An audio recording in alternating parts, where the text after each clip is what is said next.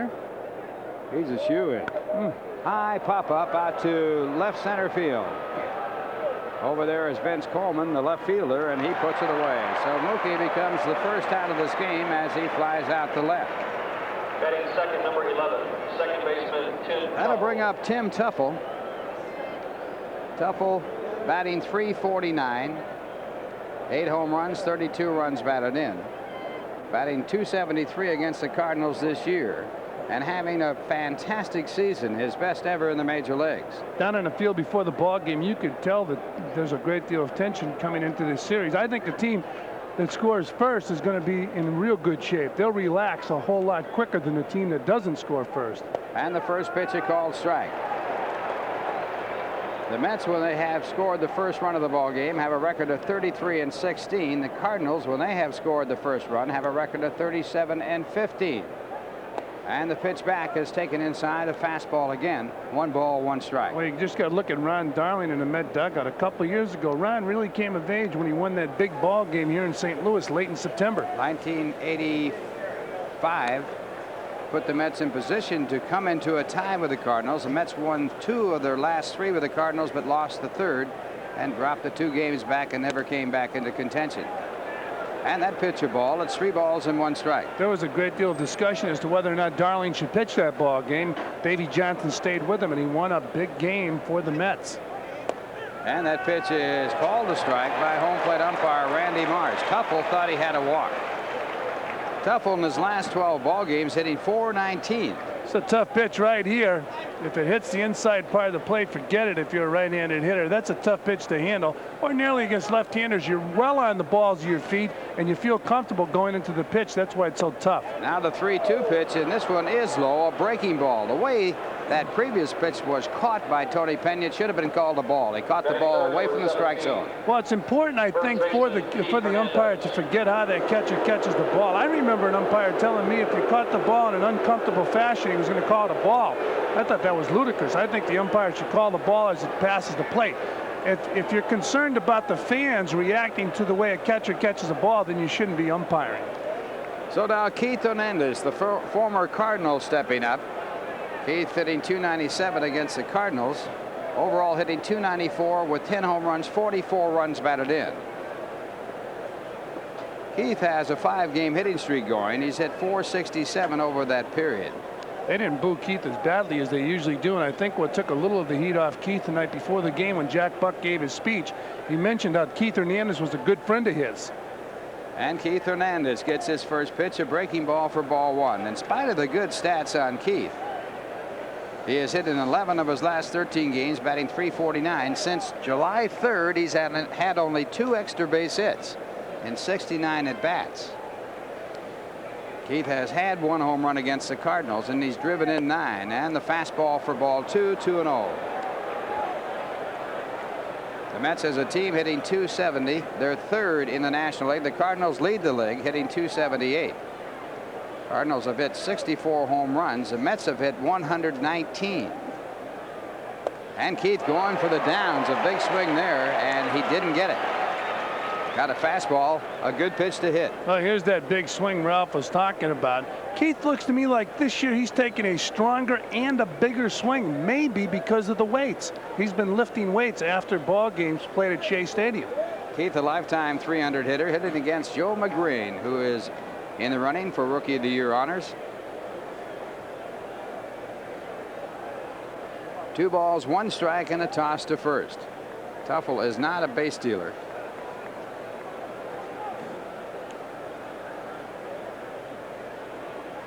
Teufel has 2 stolen bases in 3 attempts. Cardinals lead the league in stolen bases by a big margin. They have 141. The Mets have had a total of 86. And that pitch, a fastball, and it's 3-1. Well, Joe Magrane has that great build for a pitcher. About 6'6", strong. He is a left-hander all the way. The other day he said, I just read a book, JFK and the Man and the Airport. He's got some sort of sense of humor. Yes, he does.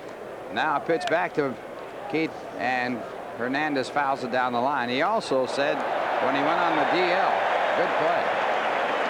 When he went on the DL, they asked him how long he would be on the DL, and he said, "I'll be sidelined for 2 weeks. For all you English majors, that's a fortnight." Hey, great play right there. I'll bet it was caught by a Cardinal fan. 3-2 the count. Magrane worked his way through the minor league organization in a hurry. Runner will be going with a pitch. There goes Tuffle. The ball bounced out to the first base side off of the foot of Keith Hernandez. So it's a foul ball, and Tuffle back to first. Give you an idea about the Cardinals as we look at this replay. That's got the sting a bit. The Cardinals lead the National League, and they have averaged 5.52 runs per game. The Mets, who are third in the league, have averaged only 4.87 runs a game. When I say only, 4.87 is considered to be very good. And a couple years ago, when the Cardinals were champions in the National League, they really did it with speed, and they would ping you to death. They get the guys in scoring position. All of a sudden, Jack Clark would drive them in until late in the season, when other guys came around and started driving in runs. Of course, Tommy Herr had a big year in the RBI department that year. Cardinals are 6-3 against the Mets this year, and 3-0 as the throw goes to first base. He almost got Tuffle there. 3-0 in this ballpark. He gave him that other move. Yeah, and Tim was leaning the other way. Of course, with the count 3-2 on Hernandez, you want Magrane to go to the plate before you take off. You got to be very safe out there. You cannot take a chance. Again over there, and Whoa. again it's close. Boy. Tuffle should be much closer to the bag. He just can't take the chance. That's exactly right. He shouldn't really have that lead leg on the artificial surface. That's a good lead when you're a base stealer. They tell you to have that lead leg on the artificial surface. He's shortened up about a foot now, and he goes back again. Last year, the Mets won 8 of 9 games in this ballpark from the Cardinals, winning 12 of the 18. But this year, they have yet to win here.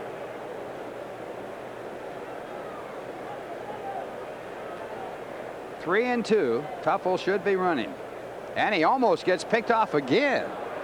Yeah, if I were Bill Robinson, I'd be concerned with Tuffle getting too big a lead down there at first base.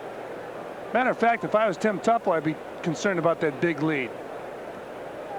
Oh, you just can't be picked off in this spot. 3-2 count. Your contact man, the hitter.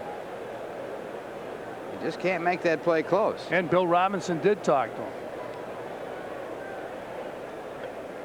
Pena out to the mound to say something to Magrane. Now again a throw over there. Magrane has had 5 balks this year. And he might be a little bit too concerned with Tuffle. Absolutely certain about that. Absolutely certain. Tuffle now is shortened up about a foot.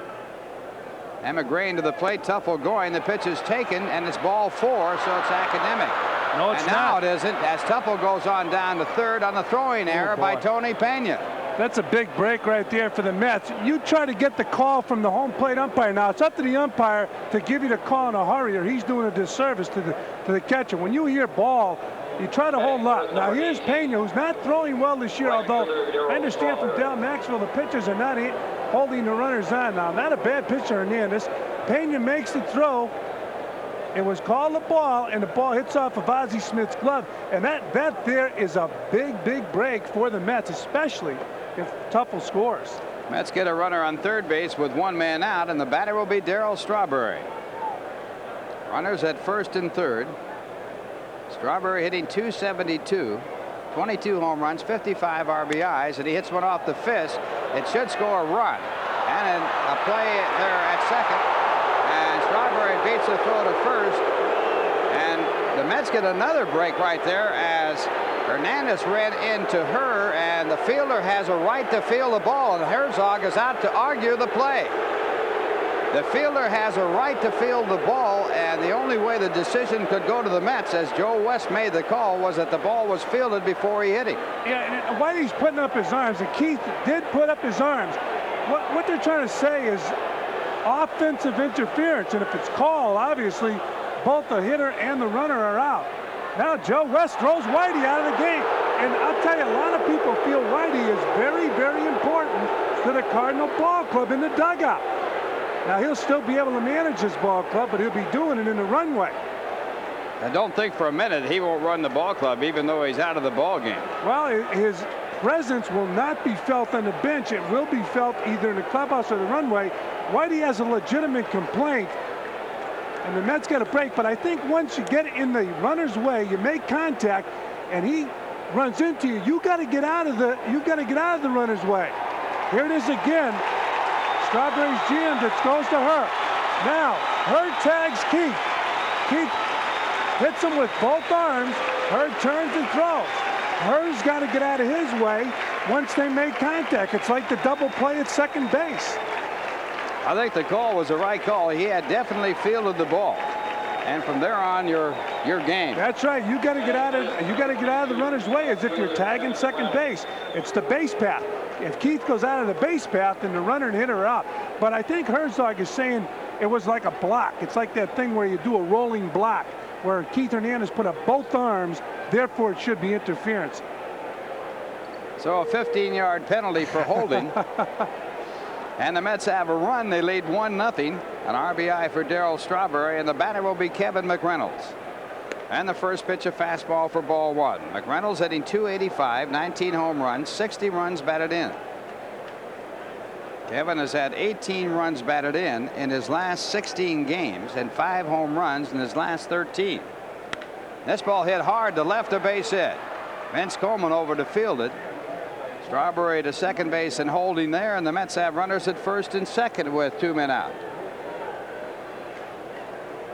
Here's a picture-perfect swing right here. Boy, great fundamentals. Preparatory hitch, a short stride. Watch his head right down there. Bang. Boy, he's a good-looking hitter. And that brings up Gary Carter. Carter with runners at first and second, hitting .235. 12 home runs, make that 13 home runs, and 49 RBIs. Carter has hit 2 of his home runs against the St. Louis Cardinals. And the fastball is outside for ball one. Mets coming into this game having lost 2 in a row, but they have won 6 of 11 since the All-Star break. The Cardinals have lost 4 in a row, and they have won 5 of 11 since the All-Star break.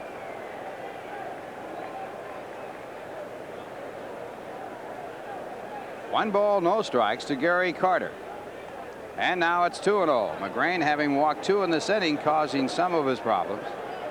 And as you mentioned, Ralph, he won his first 5 ball games, and he's been struggling lately. And of course, such a big series to be coming into when you're struggling. There's John Tudor, and the doctor was supposed to examine him tonight, so we should have word as to when he'll be back before the ball game's over. And a pitch way outside, ball 3. Tudor has been mentioned as a possible starter in the 3rd game of this 3-game series. Here comes Mike Rourke out to the mound, the pitching coach with the St. Louis Cardinals. They go out and try to calm Magrane down.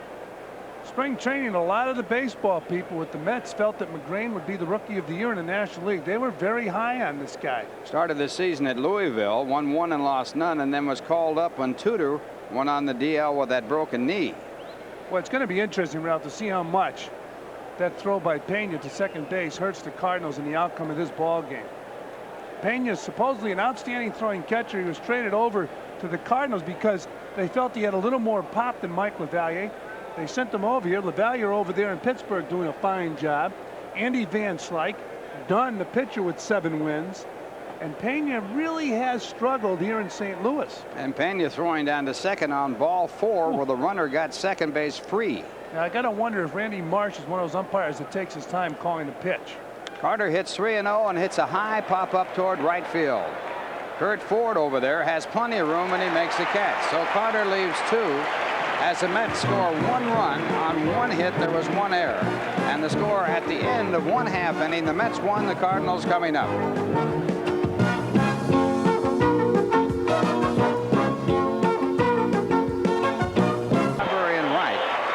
Catcher is Carter. The leadoff batter for St. Louis, Vince Coleman. Coleman hitting .286, no home runs, 26 runs batted in, but with 61 stolen bases in 74 attempts. The National League leader in stolen bases. Coleman has batted .300 so far this year against the Mets with 9 base hits. And Darling starts off with a fastball and gets a strike. In my opinion, Coleman batting .286 is not good enough. I think Coleman's the type of guy with his speed playing here should hit 300. His on-base percentage is .373, which is not bad for a leadoff batter. But he does have outstanding speed, a switch hitter, and that's strike two. He has 104 hits. He's walked 49 times. Scored 74 runs, but he has that blazing speed. And this ball sliced down the left field line. Magrano's over to get it, and he is there, and he makes the play. So anytime you can get Coleman to hit it in the air, you're ahead of the game. I'll tell you, I'm surprised Whitey Herzog doesn't have Coleman out here every day, getting him to hit like Willie Wilson did in Kansas City when Whitey was there. Everybody breathes a sigh of relief when a guy like Coleman hits a fly ball. Now you only have to worry about him maybe 3 more times. And Darling set the pitch, but Ozzie Smith, the next batter, asks for time and gets it. Smith hitting .292 with no home runs, 53 RBIs, and the first pitch called strike. Ozzie hitting .206 against the Mets. He brings a 6-game hitting streak into this game. And ball one. 1 ball, 1 strike. He is tough to strike out. He struck out only 1 time in every 20 at bats, and he fouls off the fastball. Smith has been on base with either a hit or a walk in 60 of his last 63 games. And he can steal. Again, the curveball in the count, 2 balls and 2 strikes. Darling 15-6 last year. He has won 49 and lost 31 in his major league career. Fastball bounced out to the second base side. And the throw to first base by Tuffle picks up the out. Mets leading 1-0. 2 men away, bottom half of the first. And it brings up Tommy Herr. Herr hitting .262 with 1 home run, 45 runs batted in. And coming into this series, Herr has not been swinging the bat that well. Of course, they came off of losing 4 straight games, so obviously there have to be a few guys on this ball club that have been cold with the bat. Longest losing streak of the year for the Cardinals. And the pitch, a called strike. Well, early last year, the Mets won a big series here in St. Louis and went on to win the division. It's no longer early, but they have a shot at winning a series here in St. Louis and turn their year around. If the Mets can win all 3 ball games, they will be 5.5 games back of the Cardinals.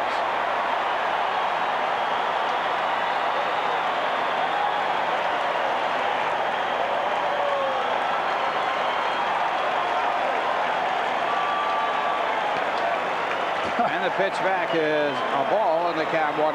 How about that sign up there? 93.7 KSD-FM. JC says the Mets are pond scum. Now that's a T-shirt they're giving out here in St. Louis, and the fans reacting to that plane.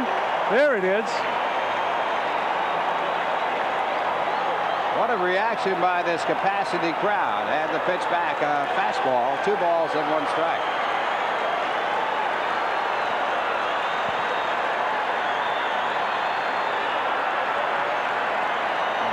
That plane getting everybody's attention in the ballpark, and that fastball fouled away. 2-2. Herr is hitting .261 against the Mets, but he's driven in 10 runs against them. Something like that could wake up a ball club when they come into town. A team like the Mets coming into town after losing 2 straight. And I guess they're really promoting this all over St. Louis. Starting to rain right now. See what you get for embracing that statement. That airplane stirring up the rain clouds. Another bouncing ball to second. Tuffle again. And the Cardinals go in order. The score at the end of 1, the Mets 1, St. Louis nothing.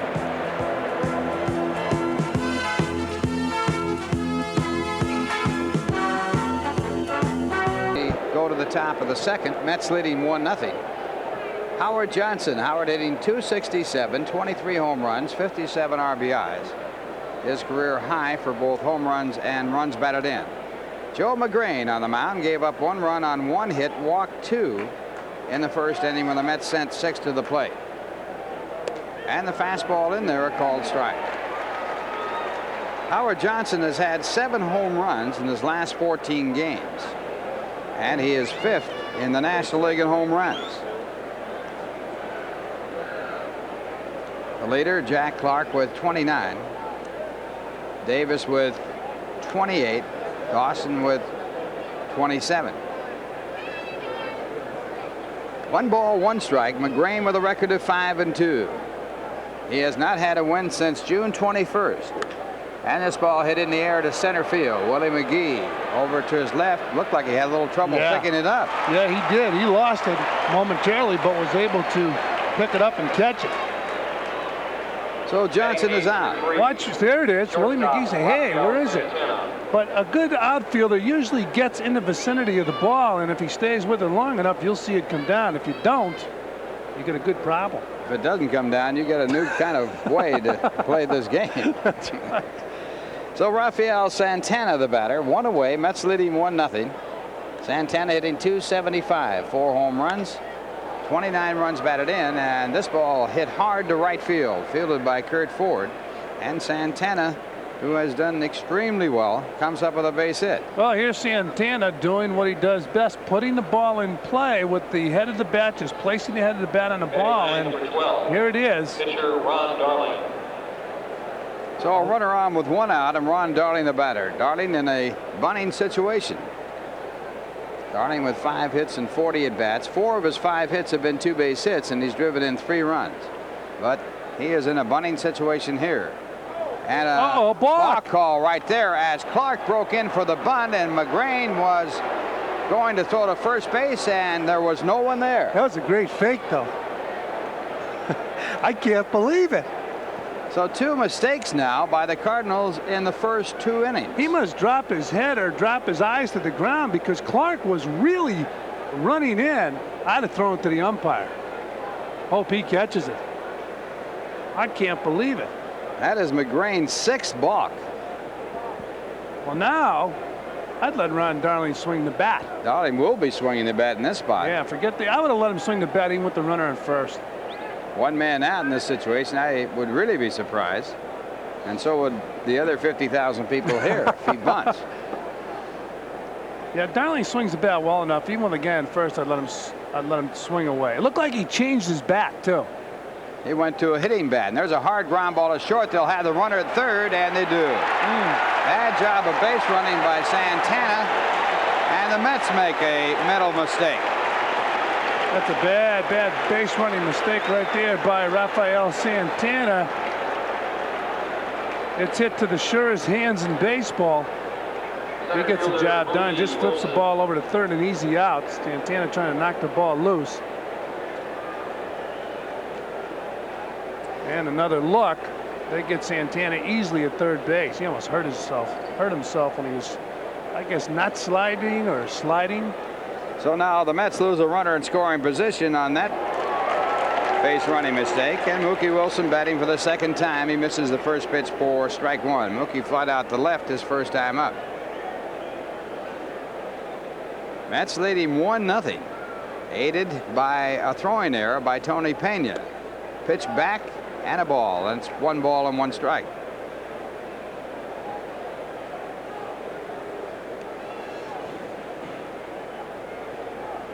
And this one bounces away, and it'll be a wild pitch, and now the Mets get that runner in scoring position again on another bad play by the Cardinals. So far it's early, but it looks like both clubs are playing a 3-game series in September with 4 games left, and the Cardinals leading by 3. Here it is again. Magrane throwing that ball, hits off of Pena, rolls up his body and into the seats. Not a very good job of getting in front of the ball by Pena either. He played it off to the side, so the wild pitch puts a runner in scoring position. 2-1 the count to Mookie Wilson, and it's foul tip. 2-2. The team that led the league in wild pitches last year in the National League, the Pittsburgh Pirates. And Pena was a catcher there. That's right.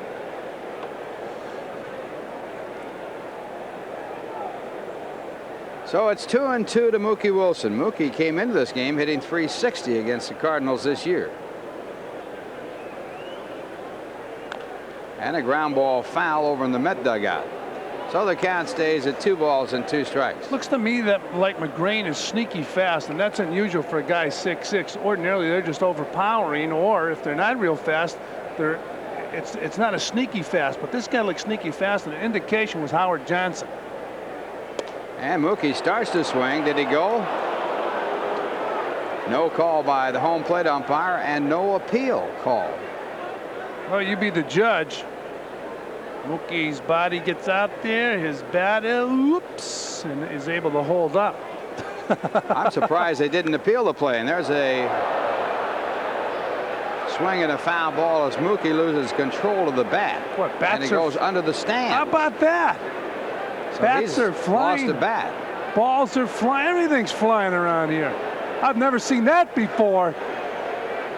The bat went under the stands and they can't get it. That's his gamer. Most guys would be crawling under the stands after that bat. Well, Mookie's been in a slump for quite some time. That might be a blessing. Look at this. I've never seen that before. In the Major League ballpark? Got to fill those gaps up.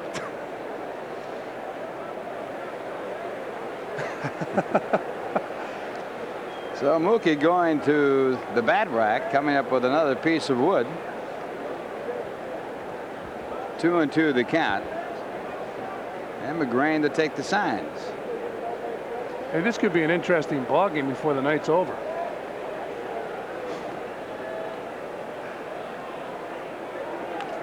And again, the ball is fouled as Mookie goes after a pitch out of the strike zone. You know, I mentioned Howard Johnson and an indication that Magrane might be sneaky fast. Howard Johnson usually pulls everybody's fastball.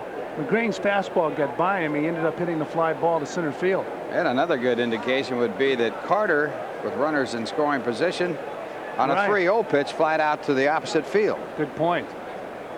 So again, Magrane back to Wilson, and it's chopped out to third. Darling goes to third. It's an automatic base hit when it bounces that high, and Mookie is on with an infield hit. Oh, it's great to have speed, isn't it?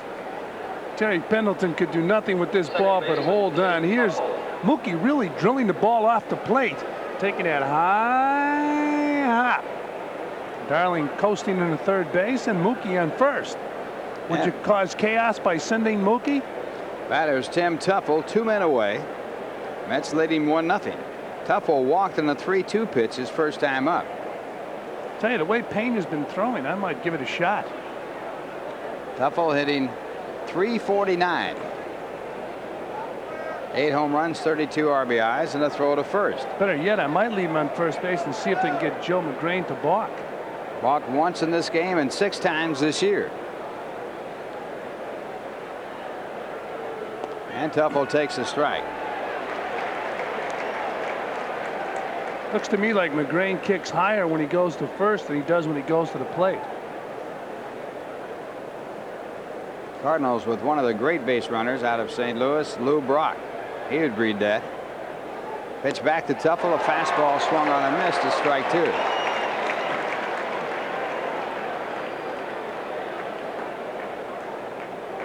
Magrane has pitched 2 complete games this year, 1 against the Mets, and he has pitched 1 shutout.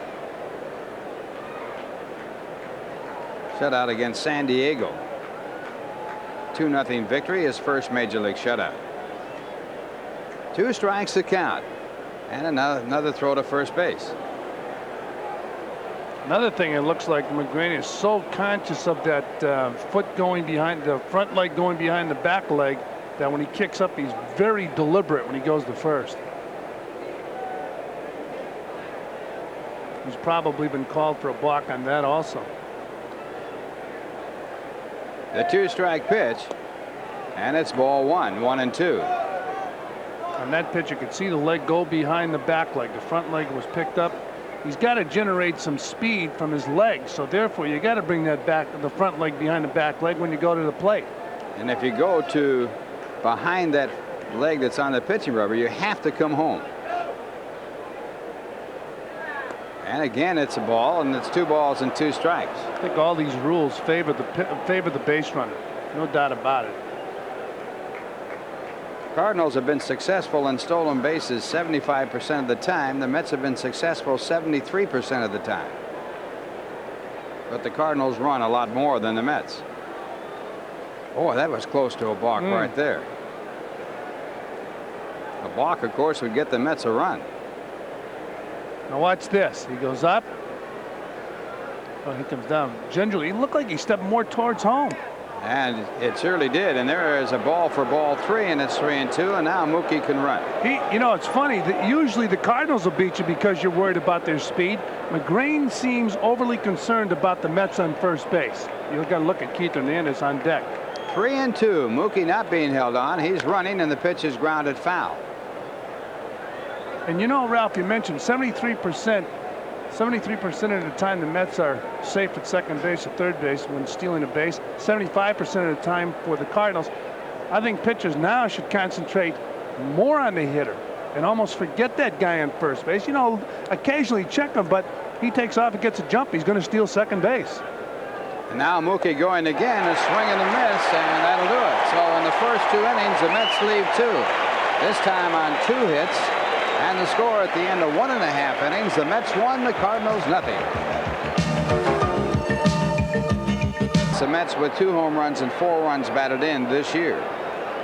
He has had 10 base hits. How about that shift? And the Mets put a shift on against him as the second baseman Tuffle moves over to the shortstop side. I know you're supposed to challenge hitters early in the game, but in this ball club, I wouldn't be challenging this guy too often. Clark has hit 18 home runs against the Mets this year, and he takes that pitch for strike 2. You hit him right on the money early in the year, Ralph, and you said the most dangerous hitter in the National League. And he's proven you right all year.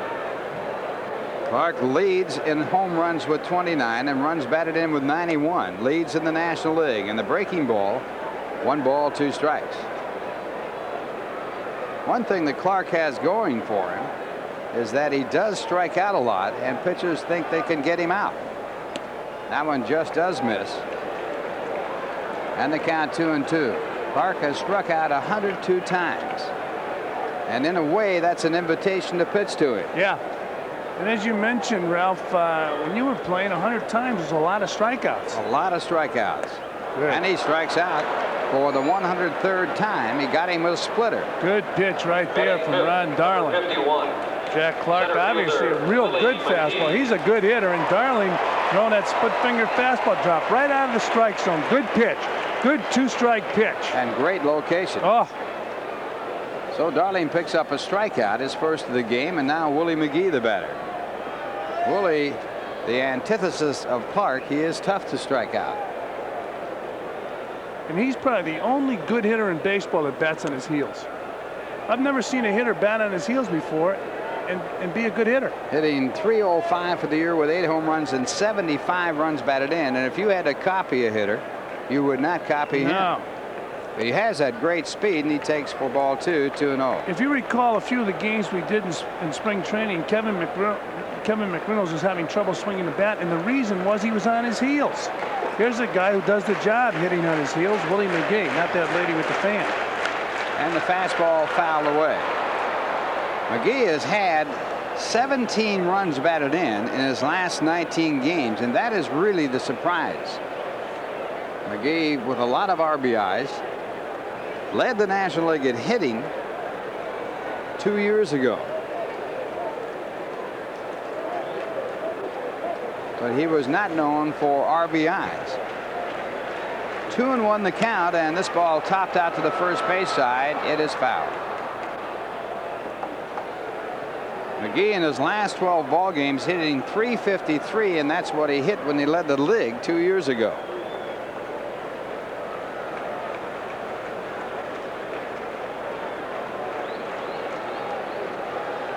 I believe he had .353 from one side of the plate and maybe .352 from the other side, or it was even. I mean, it was amazing.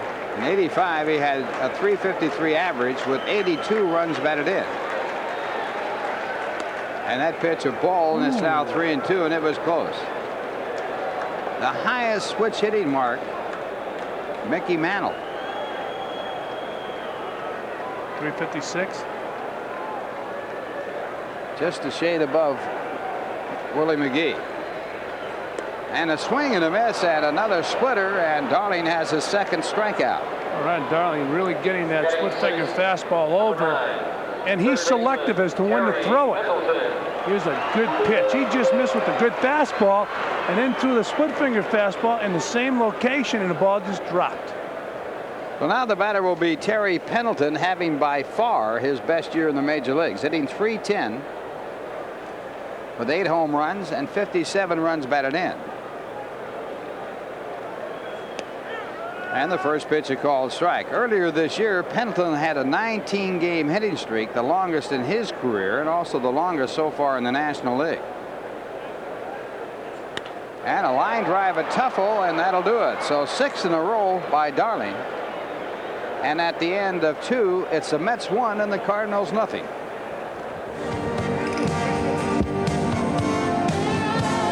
Right here, you're looking at Magrane throwing to Hernandez, and it's called a ball, and that led to the run. As Pena throws to second base, ball hits Ozzie Smith's glove. Tuffle goes to third, and he scored on a ground ball off the bat of Darryl Strawberry. The question is, was it a strike that Keith Hernandez checked his swing on? Pena obviously thought it was. It was called ball 4. Pena coming up throwing on the walk and making the error, and the throw was unnecessary as it was ball 4. Hernandez on some tough base running kept out of a double play, and on the play Tuffle scored the only run of the game. Now Keith batting for the second time, and Joe Magrane misses with a fastball. You know, as aggressive as Pena is behind the plate, as much as he likes to show off his throwing arm, he's probably the only catcher in the National League that would like to show his throwing arm off in a situation like that. Of course, we also mentioned the home plate umpire might have a late call, Randy Marsh. And the pitch back, strike 1, 1 ball, 1 strike. We were talking about switch hitters. Back in 1956, Mickey Mantle had 52 home runs, 130 RBIs, and batted .353. Triple Crown winner. After that, it was Robinson of Baltimore who won the Triple Crown, and then Carl Yastrzemski, the last to do it in the American League in 1967. It's amazing that Frank Robinson won it in 66, and then in 67 Carl Yastrzemski won it. And this ball lined over the second baseman's head into right center field. Hernandez makes the turn and holds, and the Mets have their 4th hit of this ball game. Well, here's another picture perfect swing from Keith Hernandez. If you're to teach hitting, this is the way to do it. Get a picture of that. Notice the toes. He was right up on the toes there when he hit those.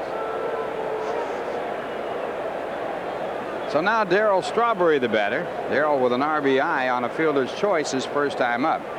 Strawberry now with 56 runs batted in. Darryl, 276. Very intense before the ball game, saying that he has to get hot in this series.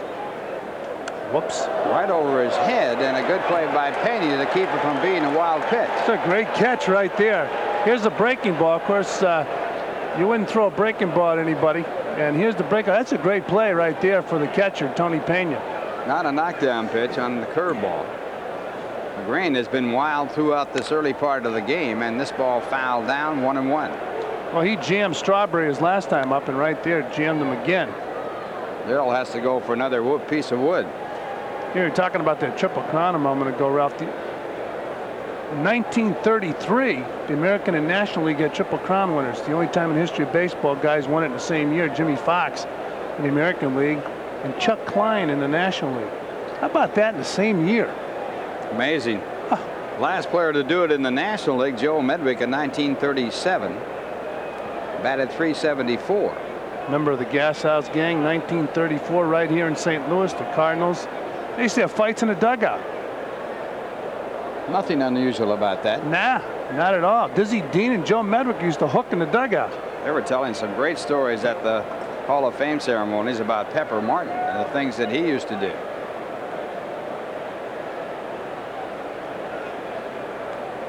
One and one the count. And Strawberry takes a strike, a fastball over the outside corner.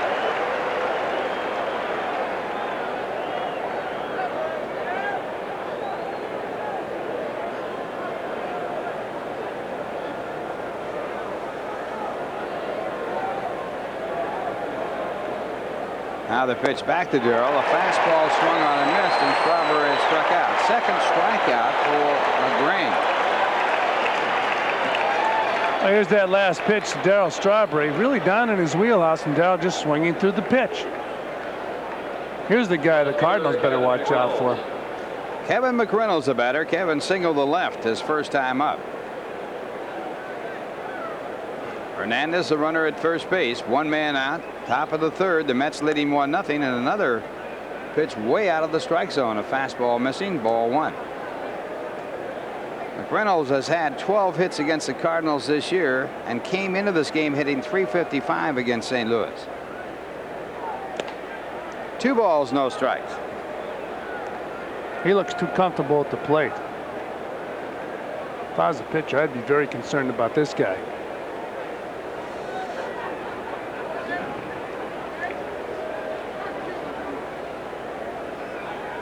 And this one blooped into right field. Herr will get back to it. And he makes the play. So 2 away. And the batter will be Gary Carter. With runners at first and second in the first inning, Carter on a 3-0 pitch flied out to right.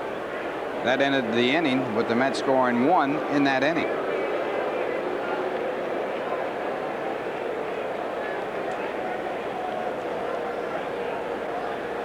The Mets with this ball game have 20 games against the National League East. Their next 20.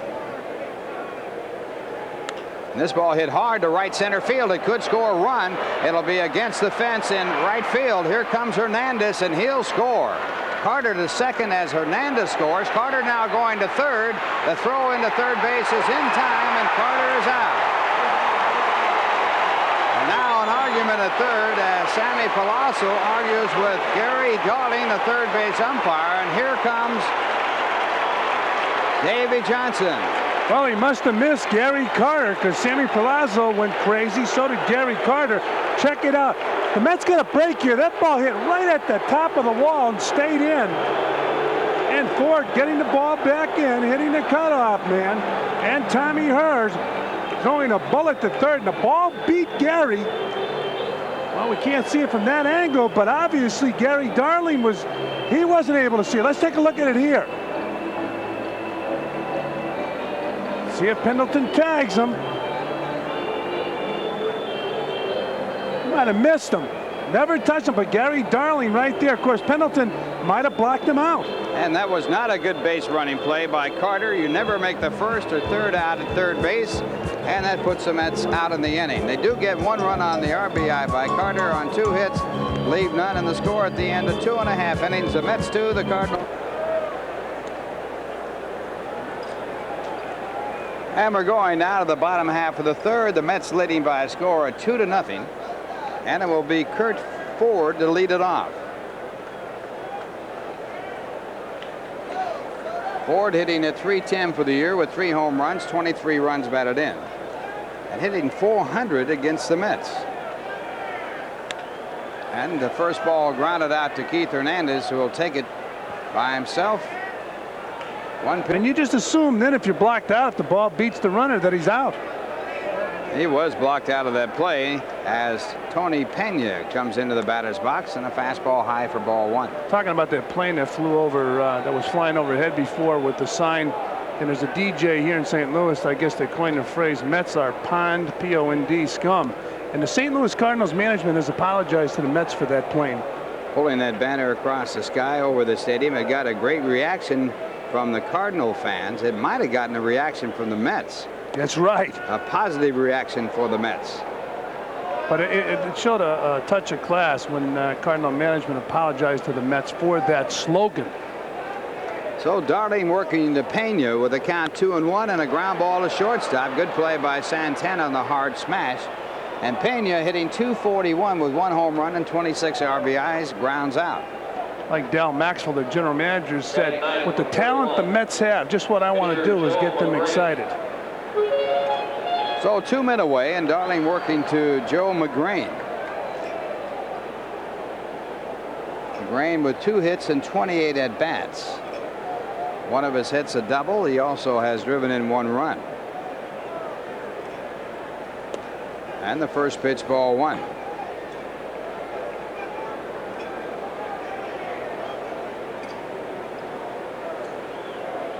1-0 pitch is ball 2. 2 balls, no strikes.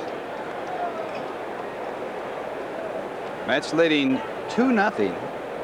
They have had 5 hits in their 3 at-bats.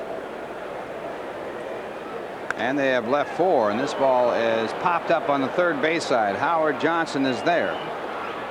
And that retires the side. 9 in a row for Ron Darling, and the score at the end of 3 as Tim McCarver joins Fran Healy.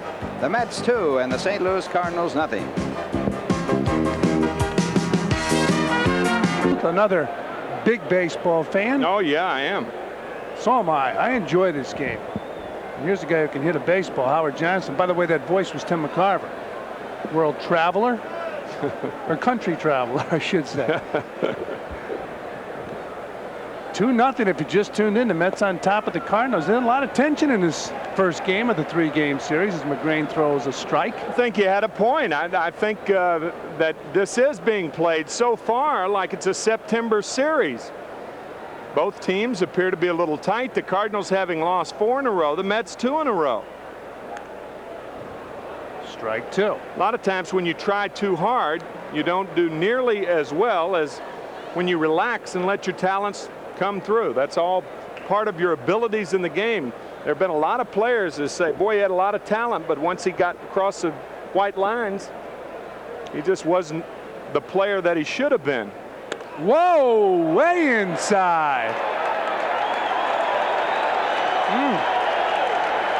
And you can hear the fans here reacting to this knockdown pitch, and clearly a knockdown pitch. And there's nothing wrong with that. You got to pitch inside. Hitters have to expect that. It looked like Howard was going to catch it. Yep. 1-2 on Howard Johnson. He's 0 for 1. 2-2. I know before the ball game down in the field, both clubs very intense.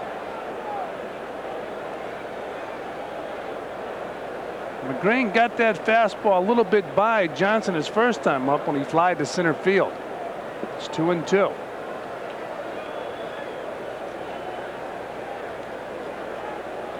Going inside. That's a good pitch.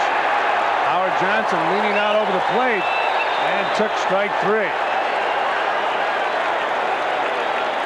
1 down. Look at Pena sitting inside off the plate. Now remember, it's not where the catcher catches the ball, it's where it crosses the plate. And that ball appeared to just nip the corner. Tough pitch. Yeah, it really was. It was interesting to watch Pena's glove. You think that the catcher keeps that target up there at all times. He really doesn't. And the batter now, Rafael Santana, and there's a ball. 1 ball, no strike count on the Mets shortstop. 1 man down. We're in the top of the 4th inning. It's 2-0 Mets. 1-1. You know, you mentioned Pena moving inside, Tim. We talked about pitchers, how they had a preference whether to have the catcher sit behind the plate or move. Did you have a preference as a catcher? Oh yeah, I thought you ought to move. Definitely. Tommy Hurd to Jack Clark, 2 down. Well, it gives the pitcher a center when you move your body over there. The glove is surrounded by the body. It's easier to hit the glove with your body behind it than it is to hit the glove. It's almost like hitting a moving target, especially when you put your target up late when the pitcher's in his windup. The one problem you don't want to have is to set up too early, because you do have the peakers. And there's some pitchers that you don't want to work both sides of the plate. They have so much action on their pitches that you just sit in the middle of the plate and let the action take care of the hitters. I used to like to move. I felt more comfortable moving. Yeah. Most pitchers wanted you to move too. I caught a guy that you felt very comfortable moving, Juan Marichal. He loved you to move, and boy, I'll tell you, he could hit the target. 0-1 on Darling.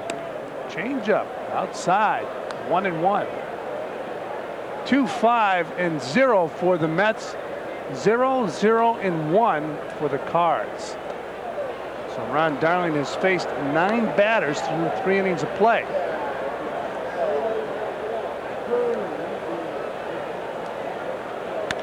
There's a shot, shortstop.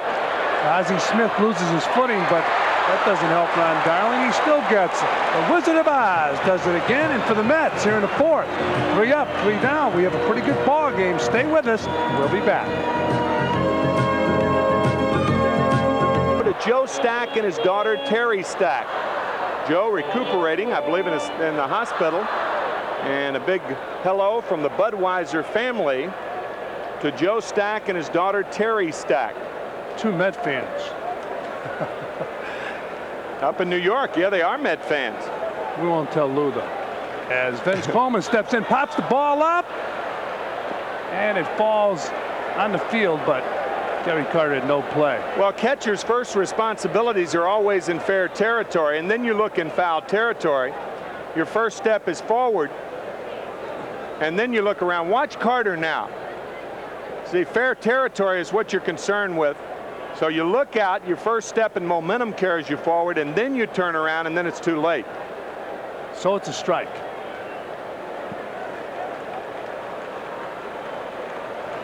(0-1) on Vince Coleman. He'll be followed by Ozzie Smith, the table setters for the Cardinals. He bunts again. This could be a base hit. It is. Oh, boy. He made it look so easy, and the Mets gave it to him. They just said, we can't get in there. What a good bunt. Well, there's no way for Darling to win the foot race to first base, not with Coleman running. The team that has really had a lot of success with Coleman as far as his stolen bases are concerned. Watch, Darling, even though he broke right away, realized there's no way to win that foot race. That's a base hit. The team that's had a lot of success throwing Coleman out, the San Francisco Giants, they've done it 5 times. The Mets, on the other hand, have never thrown him out. 23 in a row. I think they're making a mistake becoming overly concerned about him at first base, because you just mentioned his record. You just can't give him second, but I wouldn't become overly concerned. Boy, that was close. That was very close. So Coleman will call time now. Good idea, really, though. If you have a base stealer, ordinarily, if you throw over there a lot and get him to dive back in, it takes his aggressiveness away, but 23-0. Well, Gene Mock explained all throws to first base the best that I ever heard it explained. He said, when you throw to first base and when you're concerned about that runner, work 100% of the time and your thoughts over there. All other, if you're going home, 100% of your thoughts are toward home. You never have that 80-20 formula. 80% thinking about the hitter, 20% thinking about the runner. And Ozzie Smith, as a second hitter would do, takes a pitch. Ball 1. Batting second and third in this ball club, or even fourth, has to be very comfortable. You're going to see a lot of fastballs. Coleman has to mean 10-15 points to your average. As they check him again. Well, it's kind of outweighed, I think, by how many pitches you have to take to give him a chance to steal, too. Yeah. There's a shot down the right field line. And the ball's in the corner. Here comes Coleman. He'll score. Strawberry gets the ball in. Up on a third. Not in time. Nice pick by Howard Johnson. And on the flip side of the coin is that if he doesn't go and you know he's not going, you can jump on a fastball. Yeah, and your point well taken right there, friend. On both counts. Darling concerned about Coleman throwing the fastball inside, and Ozzie Smith drills it by Hernandez. Strawberry has to wait for the carom and plays as well really as he could down there. Tuffle a little hesitation on the cutoff throw, but even had he come up throwing, Smith has his second triple of the year. Coleman appeared to be limping a little bit around second base. Some limp. Yeah.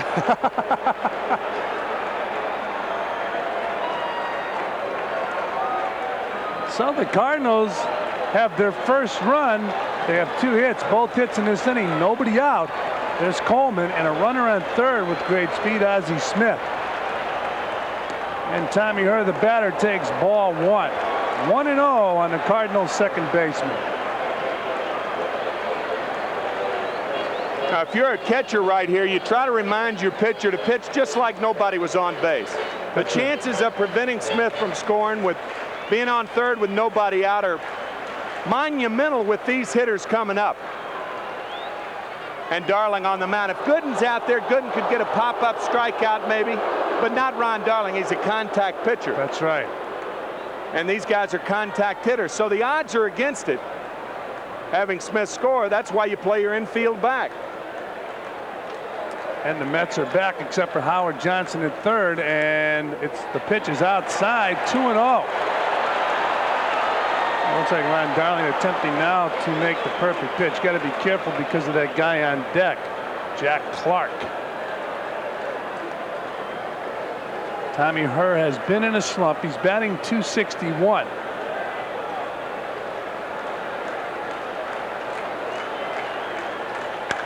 Pulls the ball to Hernandez. They're going to go home. There's a play. They got him. Good play by Hernandez. Good, strong throw. Wow. Well, that turned the probabilities around right there. I'll tell you, Ozzie Smith not only didn't have a good jump from third, he didn't think Keith was going to come home. Hernandez fooling everybody with his throw. Boy, I'm telling you, he came up and threw a BB to Carter. He's out by a couple of feet. He almost sprained his ankle trying to slide. You could see that ankle give a little bit. And the strong arm of Hernandez. Watch his left ankle, right there. He didn't have a good jump from third and then anticipated Hernandez going right to first. And I mean, he's out easily right there on that ankle. He may have sprained that mildly, but a terrific play by that man right there. I don't think there's another first baseman in baseball that would go home with that ball. No, you're right. Oh, Jack Clark, the batter, just misses outside, 1-1. And Tim mentioned that Ozzie Smith might have sprained the ankle. We are told he is back in the tunnel with Gene Gieselman, the trainer of the Cardinals. So we'll see if Ozzie didn't sprain that left ankle. It sure appeared like he turned it. Tell you got to slide. Boy, those half and halves will get you. Every time as Clark takes outside, 2-1. That's what got Pedro Guerrero spring before last with the bad knee that turned around on him. Well, what a comeback for Guerrero. Amazing. He had the same thing Dennis Leonard had. Bernard King. 2-1 on Jack Clark. Herr leading off first, and Darling checks him. Boy, a lot of tension in this ballpark. First game of a 3-game series. I wouldn't worry about Herr with Clark up there. With McGee up there and Herr at first, it's a different story. I think Herr's going to give Clark a chance to hit. 2-1 pitch. It's now 3-1. Ball down low. Here's that play at the plate one more time. Watch the left ankle of Ozzie Smith. Right there. May have been the right ankle too, but when in doubt, you got to slide. You can slide to the outside of the catcher just as well as you can slide straight into the catcher. 3-1 on Clark. They check Herr again. The only thing you're going to get when you slide if you get hurt ordinarily is a strawberry. That's right. If you stand up or it's a half slide like Tim mentioned, you get a chance of breaking the ankle, spraining the ankle, damaging the leg area, the kneecap area. 3-1 pitch outside, ball 4. So the Cardinals have 2 men on here after a great play by Hernandez to cut down the potential second run. Keep in mind we're in the 4th inning and the Mets have a 2-1 lead. That's the 10th game in a row that Jack Clark has drawn a walk-in. The National League record held by Darrell Evans. He walked in 15 straight games back in 1975. Clark has walked more than any right-handed batter in Cardinal history, and here it's not even August yet. 101 times already. I believe they're playing their best baseball since your team of 1968. Fastest start since that team. 1 out. Willie McGee, the batter. Fly ball, center field. Mookie's there, makes the catch. Runners retreat.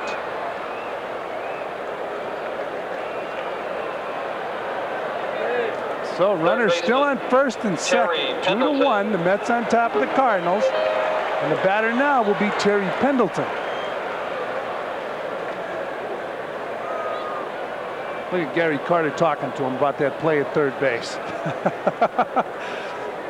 Well, Gary can talk to him, but that was a bad play on Gary. Safe or out.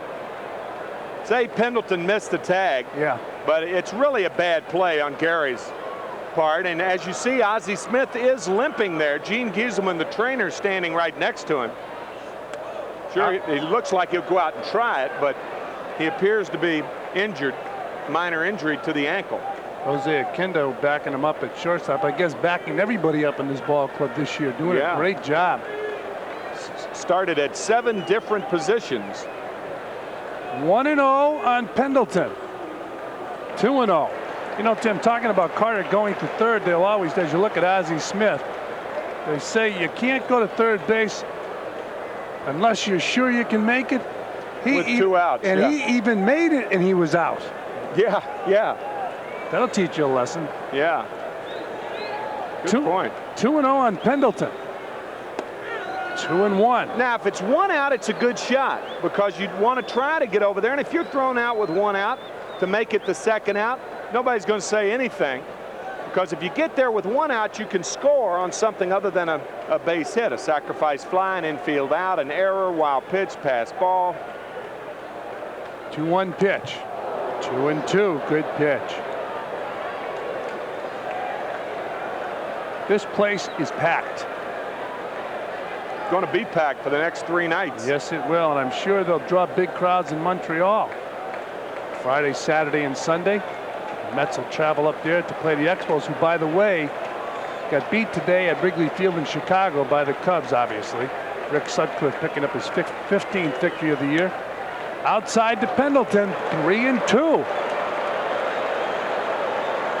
Now that's a big pitch right there because now Clark and Herr will be running. Not so much Herr. He'll probably score on a base hit if there is a hit. But Jack Clark now could score on a short double long single. See nobody holding Clark on.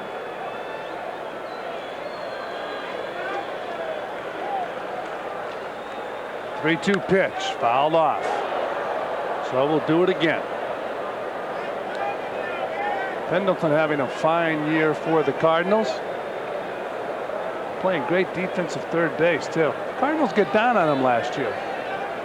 Well, and you know, the reason they got down, I mean, when you hit 230, your team's going to get down on you. It's that simple.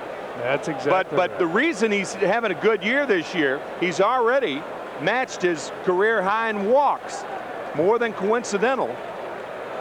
And he's hitting 309, and he hits a long drive right field. Strawberry will not get it. This ball is off the wall. Cardinals will take the lead, and Pendleton will go for 3. And the Cardinals lead the Mets 3-2. Terry Pendleton doing the job.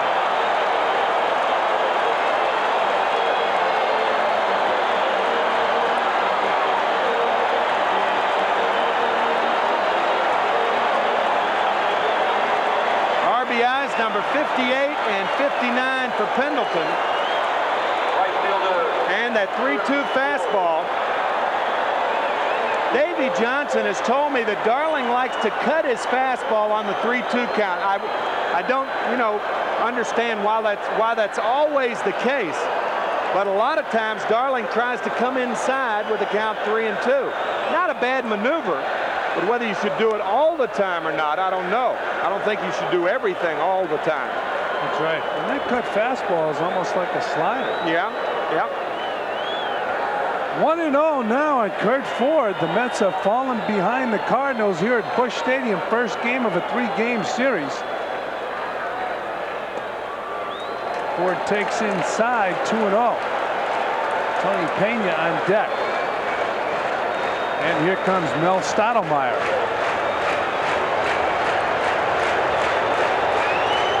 And the crowd comes alive. They were quiet for a while. Darling had silenced the crowd.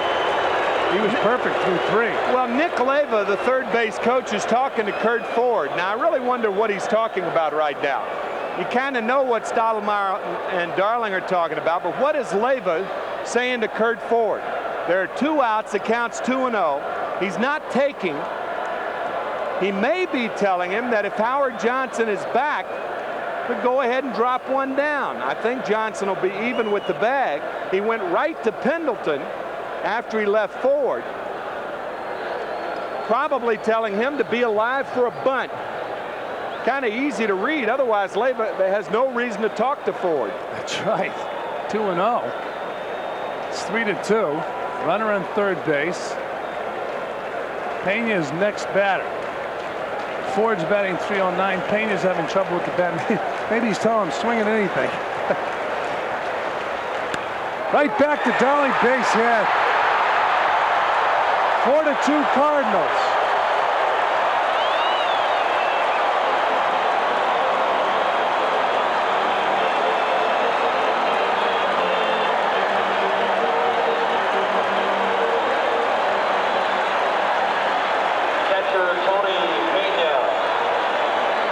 Darling thought he was out of it when Willie McGee hit the long drive to Mookie Wilson, but then Terry Pendleton, the clutch triple on the 3-2 count. And now Kurt Ford with 2 outs gets a base hit. So 3 RBIs in this inning, all with 2 outs. And the batter, Tony Pena. 4 runs here. There goes Ford. He could have stole left field. Big jump. Wisely, Gary Carter just held on to the ball. You said it better than I could have. Just throw to third and cut him off. That's right. So Ford now in scoring position. Joe Magrane will follow Tony Pena. Pena batting .240. He's 0 for 1 tonight. And the play at second, they got him! Great pickoff by Ron Darling and Tim Tupple to pick Kurt Ford off second base. Told you got to cut him off. You let him steal and then pick him off. Excellent play by Darling, but a little bit too late. Wilson grounds to Tommy Herr, scored 4-3, 1 down. Mookie 1 for 3 now in the ball game. That, by the way, entering this ball game, the Cardinals are the only team in the National League not to have been shut out. They now have gone 131 games, including 31 or 33 last year, without being shut out. That is far and away a Cardinal record. Prior to that, 112 games over a 2-year period was a Cardinal record. So they've gone 131 games without being shut out. And this franchise has had some great ball clubs. As Tim Tupple steps in, Tupple in his ball game walked and scored a run in the first inning and struck out in the second. So obviously 0 for 1, and he takes a strike from Joe Magrane. Those runs made Magrane a little bit more confident on the mound. Strike 2. He's getting the ball now and working rapidly. Ground ball to short. Ozzie Smith. 2 down. I think one reason that he may be working more rapidly than usual, even though he does work quickly, is because this is yet an official game. There was a 22-minute rain delay earlier in the game, and I mean the clouds have opened up a lot of times this summer. Cardinals have been rained out of 3 games, and that's going to prevent them from drawing 3 million people. Outside of that, they had a chance. Yeah. And as Ralph mentioned earlier, it did rain today. It's supposed to rain some more tonight. Keith Hernandez, the batter, with 2 men down. Catch-up baseball. The Mets trailing the Cardinals 4-2.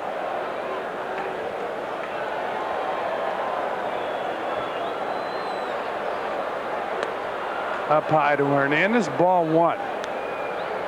The thing that you forget in the 4th inning is the super play that Hernandez made on Ozzie Smith with nobody out and Herr grounding to Hernandez. The strong throw got Smith, and the Mets thought it was a big play, but the Cardinals scored 3 more anyway. So that play will probably be forgotten unless the Mets come back and win this ball game. 2-0 on Hernandez.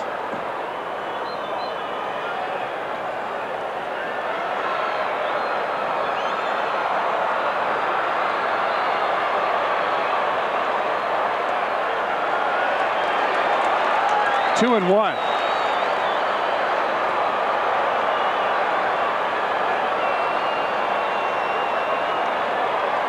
Hernandez right now batting .296.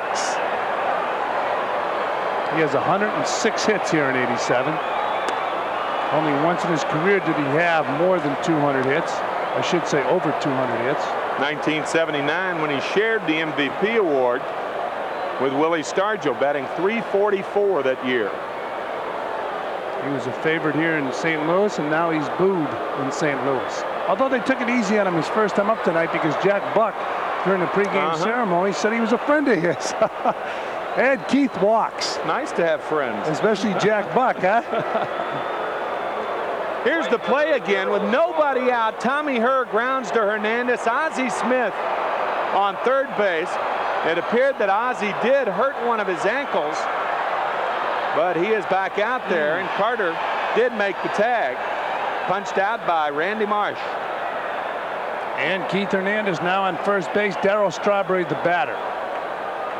He's grounded out and struck out. He takes a ball way off the plate, ball one. You know, the Mets really have deceptive batting records. Ralph has already mentioned that Hernandez does not have two extra base hits since July 3rd. Strawberry, on the other hand, or along with that, has only 2 home runs since June 18th. That's almost 6 weeks with 2 home runs. He's well aware of it, because before the game he said to me, I've got to get hot in this series. So Strawberry well aware of his production the last 6 weeks. And line drive, base hit. So Strawberry picking up a hit, and Hernandez hustling to third. Good play. He knew he had Willie McGee in a bind, because if McGee goes to third, Strawberry goes to second. So it's really a free base for Keith. A good base running play by Hernandez. With 2 outs, you don't have to hold up to see if the line drive is going to get caught. And Hernandez takes advantage. Very, very alert base running. See, he's off. And he just keeps on going. Had McGee gone to third to try to get Hernandez, then the tying run goes to second base. So now the Mets have runners on the corners. Keith Hernandez on third. Darryl Strawberry on first, and the batter, Kevin McReynolds. He hits a ground ball to Pendleton. He goes to second for the force. And the Cardinals and Joe Magrane are out of a bit of a problem here in the top of the 5th inning. Mets fail to score. They leave 2 runners stranded. The score after 4.5. Cards 4, Mets. Right now, live from Busch Stadium. We're in the bottom of the 5th inning. It's 4-2. The Cards on top of the Mets. And Tony Pena will lead it off, to be followed by the pitcher, Joe Magrane. Then we'll jump to the top of the order and face Vince Coleman. There's a strike to Tony Pena, who's 0 for 1 in this ball game.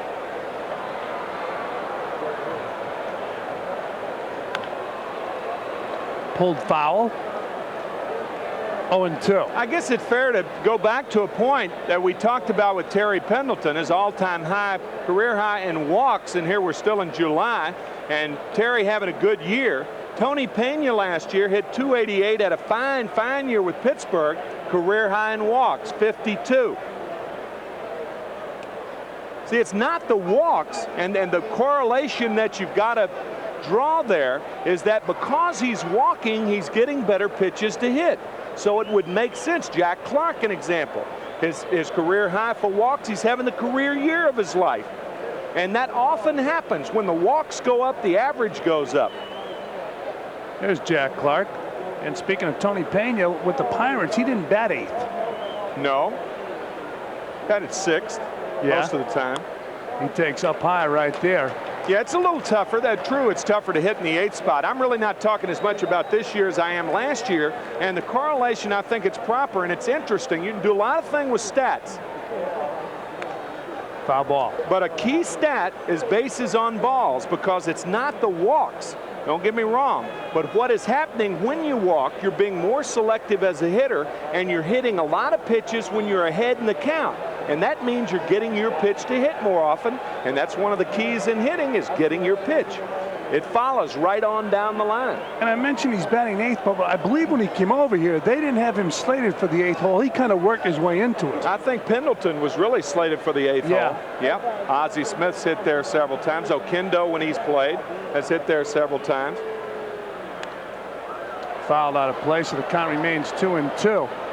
Well, they haven't had much success with their catchers as far as the offense goes since Darryl Porter. Darryl, the catcher, really on the 1982 and the 1985 teams. The 82 Cardinal team that won the World Championship against the Brewers, and the 85 team that lost it to the Royals. Pena pops the ball out of play, so the count stays 2-2. Pena with 1 home run. That was against the Cincinnati Reds and Tom Browning this year in Cincinnati. And the Met outfield playing him like he's got 18 home runs. Probably more worried about his swing. Now, Tim, if you had 1 home run as you look at the defense, Darryl very, very deep in right field. would you cut down that swing? I don't believe in cutting down on swings. I believe on cutting down on thinking. Let me think about that. Foul ball. I like it. Nice line. That's great. No, the point I'm trying, you know, a swing is kind of a natural. I mean, this guy hit 288 last year with this same swing. That, in my opinion, is more of a trait of his style of hitting. It's not unlike a lot of Latin American players that swing like that. There are a lot of bad ball hitters. Rico Cardi had a big swing, great hitter. Yep. Cepeda had a big swing, great hitter. Tony Perez, however, short swing, great hitter. There's a ground ball foul. Now let me throw something else. Okay, well, let me complete the point about the thinking. If you think, you know, think outside, for instance, with 2 strikes, by doing that, you're becoming a defensive hitter and thereby cutting down on your thinking. Now, that may, in the process, you may cut down on your swing. That's a good point. point. So if your thinking changes, you may cut down on your swing. Okay. But I think more the swing is a natural trait. Yeah, I never really put much worth in that. Well, I might be wrong. It but is. I agree with you. It is natural. The only thing I'd be concerned about, and I mean, you could foul the guy up completely, is he's a catcher. He catches every day, and I mean, taking swings like that. Yeah, but you don't want to take. I mean, part of the reason you got him is for his offense too. Yeah. Fly ball. Here's his offense, and he's got an extra base hit. Mookie chasing the ball down, and there goes Pena for a triple. Hey, nobody's stopping at second base tonight.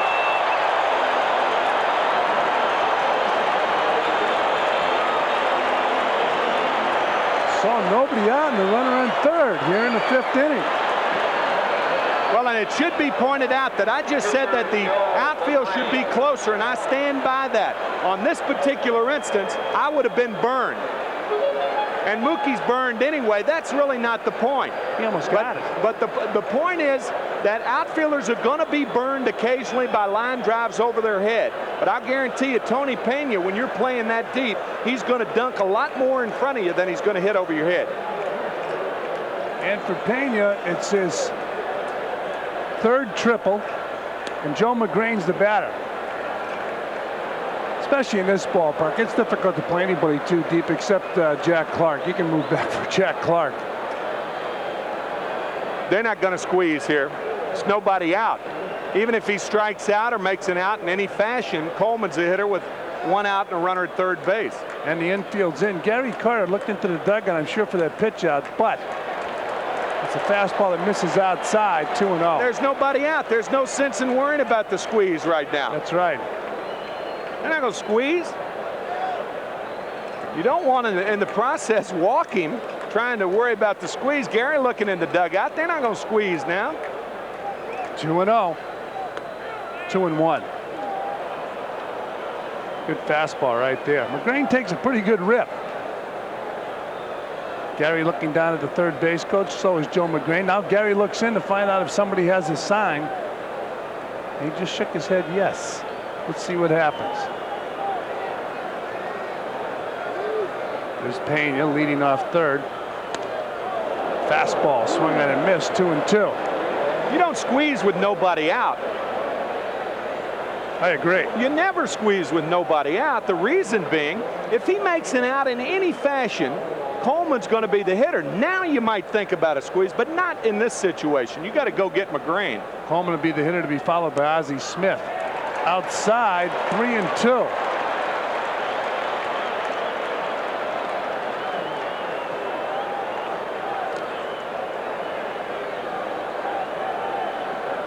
Three balls and 2 strikes on the Cardinal pitcher. Cardinals leading the Mets 4-2.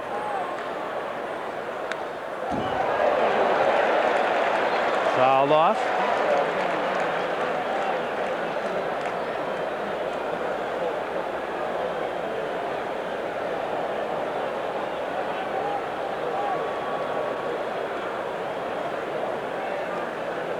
Left-handed thrower, right-handed hitter. He gets jammed. Howard Johnson, nice play. He looked the runner back. Good play.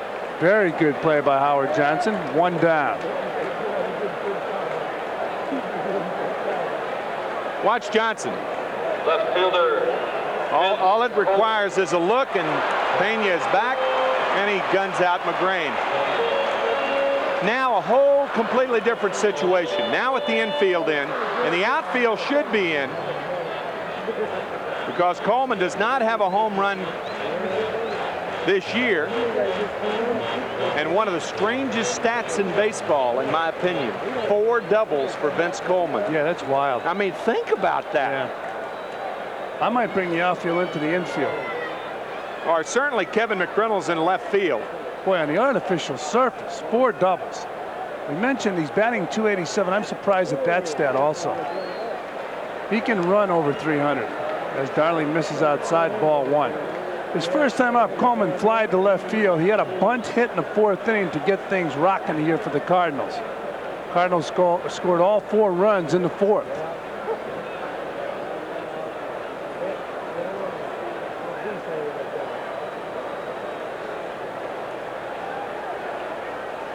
One-0 pitch.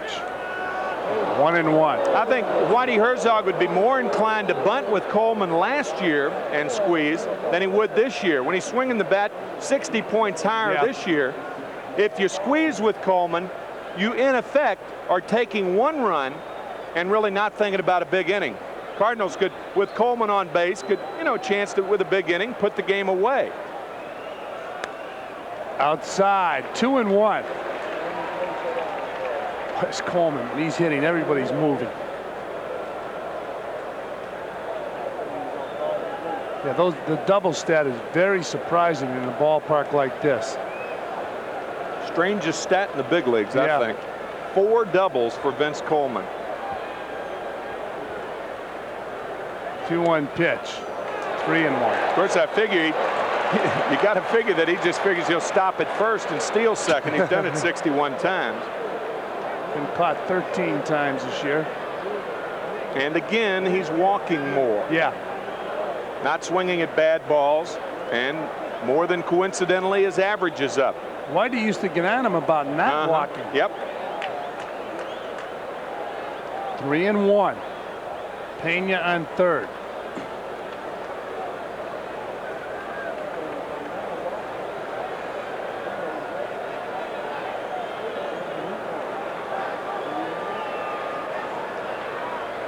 Thinking about the wrong thing.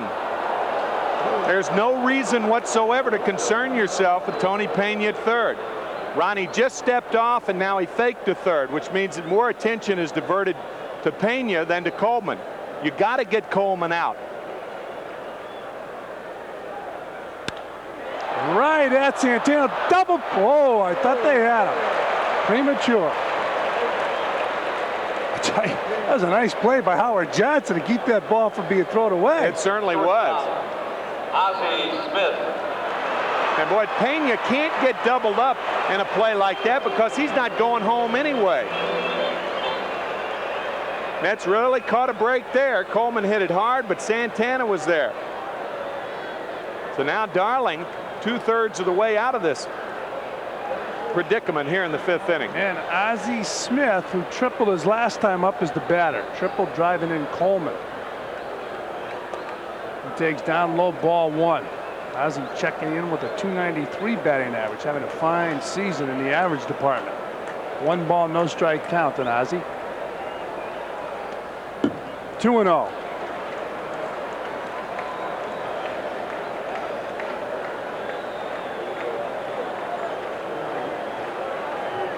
The leadoff hitters on third base. Now 2 men down. 3-0.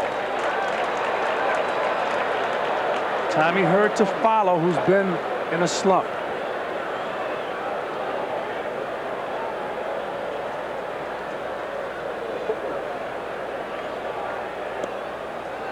Ball 4. So now the Cardinals have runners on the corners.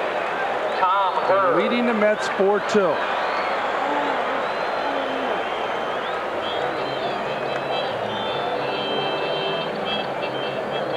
Tommy Hurt the batter. Tommy 0 for 2 in this ball game. Santana looking like the Wichita lineman giving signals to Tim Tuffle.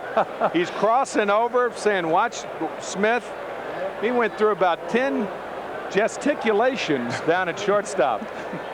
The Wichita lineman, Glenn Campbell.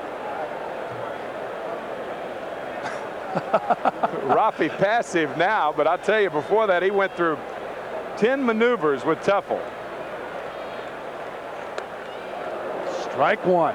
What he's saying, I believe, number one, with Tuffle way back and playing her to pull, is that he's going to cover if Smith tries to steal.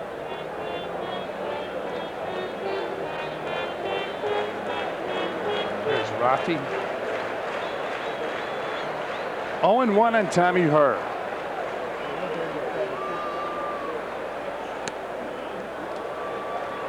And 1-1.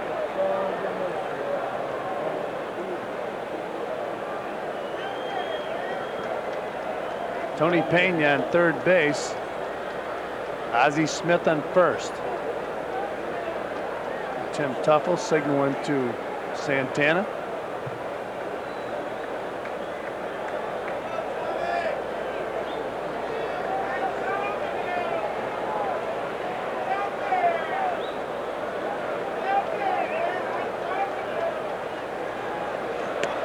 Runner goes, fake the second.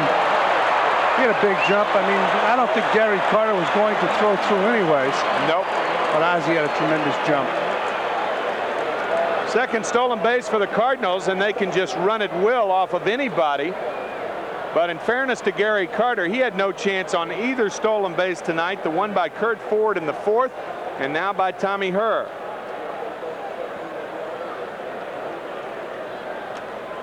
So runners now on second and third. Tommy Hurt still batting 2-1. Or by Ozzie Smith, pardon me.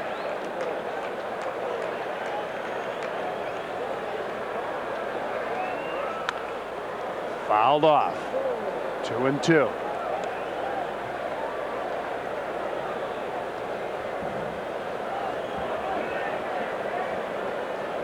Here's the guy who led the Cardinals a couple years ago to a championship along with Jack Clark. Of course, they all had good seasons. Cesar Cedeno. Boy, Cedeno was big, wasn't he? What an acquisition that was. Oh, and Jack Clark was injured.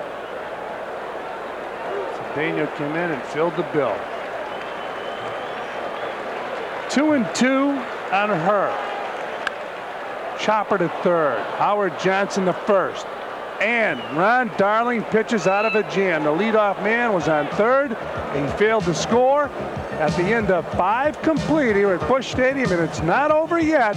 Cards 4, Mets 2. The interesting trades going around the press box this evening. Jay Horowitz for Kip Engel of the Cardinals. Is that It's right? a very, very interesting trade before the game over dinner. Over dinner. But what, and a publicity director to be named later. Jay in the booth doing his usual superb job. Excellent job. Got the binoculars on. Doesn't like to miss a trick. Outside to Gary Carter. Check that. That was called a strike. 1-1. Carter batting .236.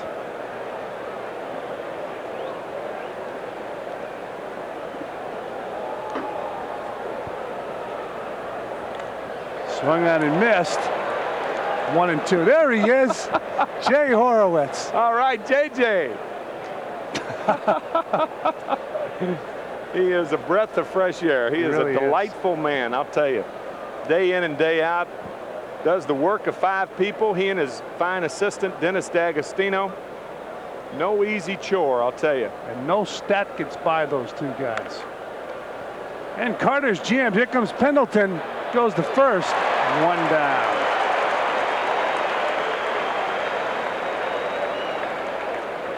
So Terry Pendleton throwing out Gary Carter, and with 1 man down, the Mets will send Howard Johnson to the plate. Howard Johnson.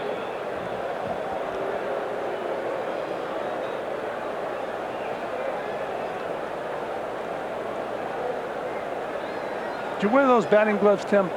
I wore 1 on the bottom hand. As you see, Terry Leach just activated today off the DL. Bob Gibson, the right-hander, was sent down. And of course, Bob Gibson in this park, he was mentioned earlier. The other Bob Gibson. And boy, what an ovation he got here. Yes, sir. Jack Buck got a tremendous ovation before the game, and our colleague Ralph Kiner was introduced. All members of the Hall of Fame. Outside to Howard Johnson, 2-0. Bob in the booth next to us, along with, or a couple of booths over, along with Jack Buck and Mike Shannon, who of course are the voices of KMOX radio here in the Midwest. Look at the Mad Hungarian next door too. Al Raboski, yep, doing the cable show here with Ken Wilson. There's Al on the left of your screen, along with Kenny. Remember how he used to meditate behind the mound? I caught him. Did you? 73 when he first came up. Must have been interesting to go out and have a conversation with him. Of course, was he meditating at the time? I didn't visit the mound too much. No? Nah. But not since the Gibson days. You had the right idea. We were talking about it, laughing about it before the game, and I guess I can laugh about it now. Johnny Keane used to tell me to call for pitch outs, and I'd put down a pitch out sign, and Bob would say, it'd shake me off, and I'd point with my thumb over to the dugout, and it'd still shake me off. And I'd go out halfway, and I said, he wants to pitch out. And he said, he'd say, you're not going to throw him out anyway. I said, thanks for the confidence. Oh, boy. What a confidence builder that was. Well, Howard Johnson walks. So the Mets have a runner on first base with 1 man down here in the 6th inning. There's Bob Gibson relaxing. Gibby. Mike Shannon on the right of your screen. He was a character too, wasn't he? Oh, yeah. Mike, the right fielder, when Mickey Mantle hit the home run in Game 3 of the 1964 series, and the ball went in the 3rd deck at old Yankee Stadium, and Mike, with straddling that cyclone fence in right field, he thought he had a shot at it. He needed a helicopter, an elevator, ticket stub, straddling the fence. The ball was 180 feet away from it. And he has a great restaurant here in St. Louis. Yes, he does. What's it called? Mike Shannon's. You know, that's a tricky name. 0-1 on Rafael Santana. Howard Johnson on first base.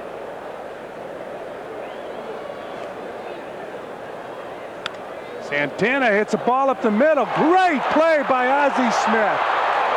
Oh, that's why they appreciate the Wizard of Oz. Oh, man.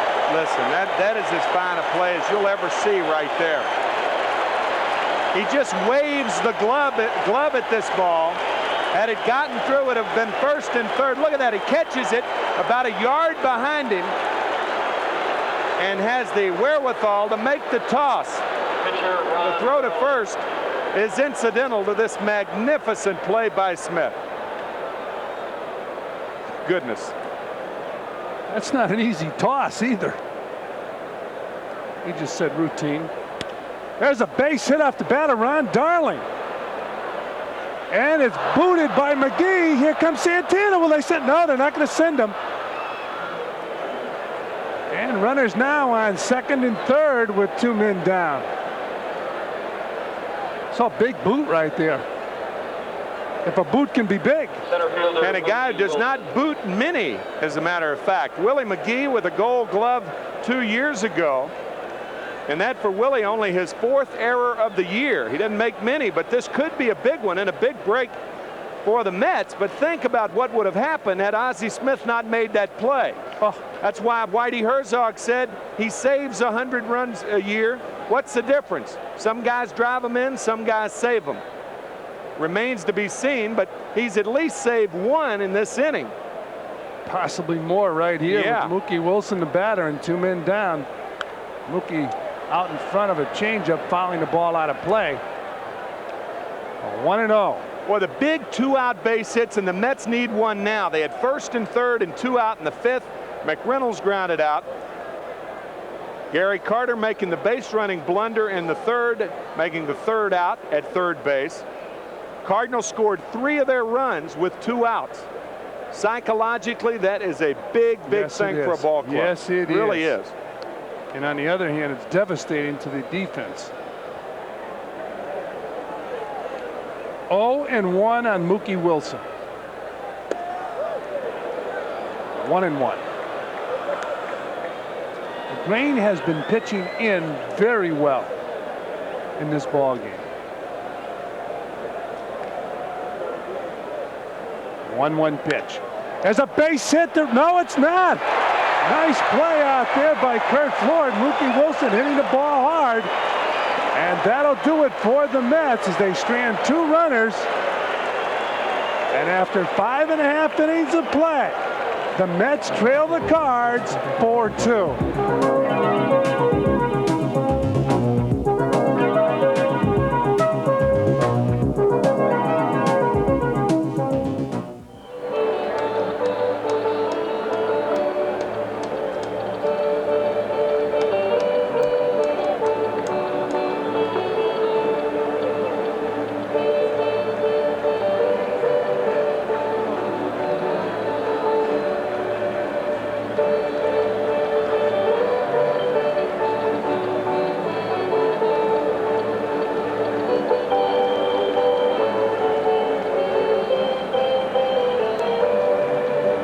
For the Mets, 5 for the Cardinals. 2 errors in this game, both by the Cards. Jack Clark struck out and walked. He also scored a run back in the 4th inning. The inning in which the Cards scored all 4 runs. Darling's first pitch, a ball. Willie McGee will follow Jack Clark, and then it will be Terry Pendleton. Cardinals with a 61-36 record, the best in baseball. And Clark takes a strike, 1-1. They lead the Montreal Expos by 6 games.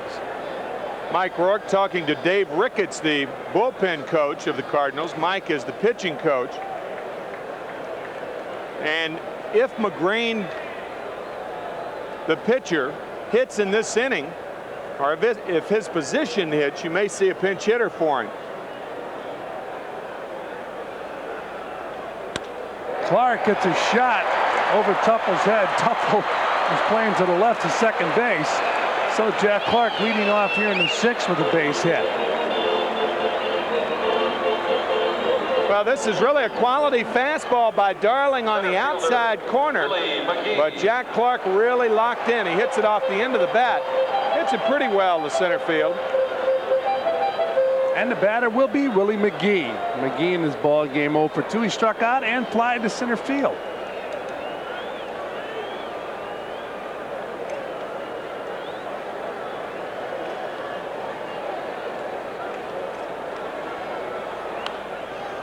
Pulled foul. Willie McGee was the, or I should say, yeah, Willie McGee was the guy who pushed Gary Maddox out of the Gold Glove Award as Randy Myers warms up. Gary Maddox, of course, a perennial Gold Glove recipient as a member of the Philadelphia Phillies as a center fielder. Then Willie McGee came on the scene, and Gary was later on in his career. Willie took the glove away. Willie has won 3 Gold Gloves as a center fielder. He won it last year. Yep. And was injured quite a bit. Yeah, he won it on reputation last year. That's right. 1-1 on McGee.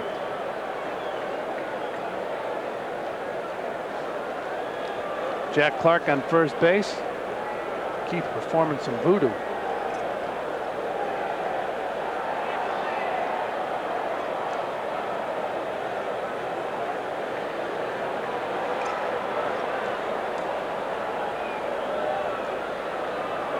1-1 on Willie McGee. 1-2.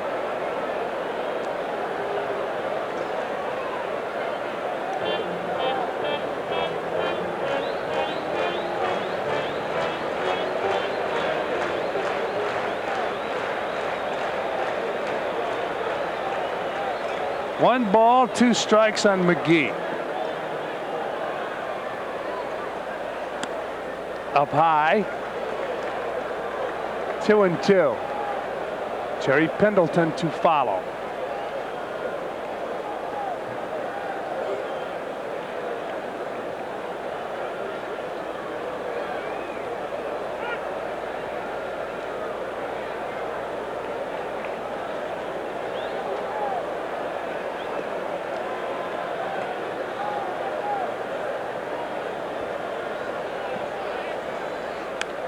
Popped up.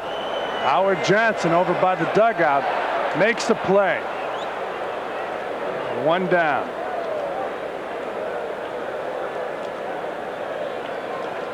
Well, this game moving right along with the rapidity of a Clydesdale about right now, huh?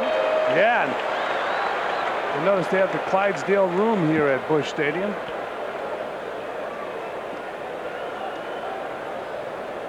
And the batter now, Terry Pendleton.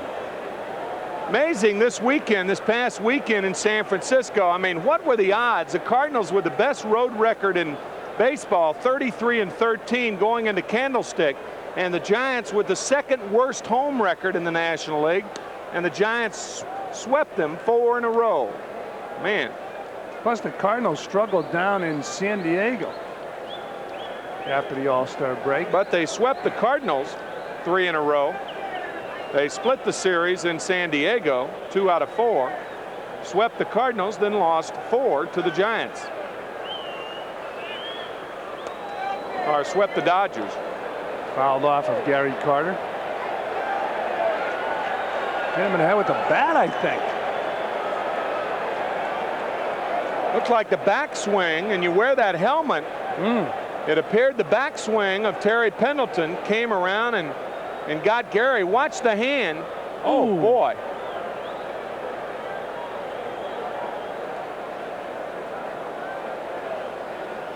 Boy, he has had a year that I have rarely seen a catcher have. It appeared that it did get some helmet, which is so fortunate for Gary. That hit him right around the right temple area. Here's another look at it. Watch Pendleton fooled on the pitch. And oh boy, he comes around and really plunks Gary. Appears to be all right, but thank goodness he had that helmet on. It's happened to him a couple times this year. 1-1 on Pendleton.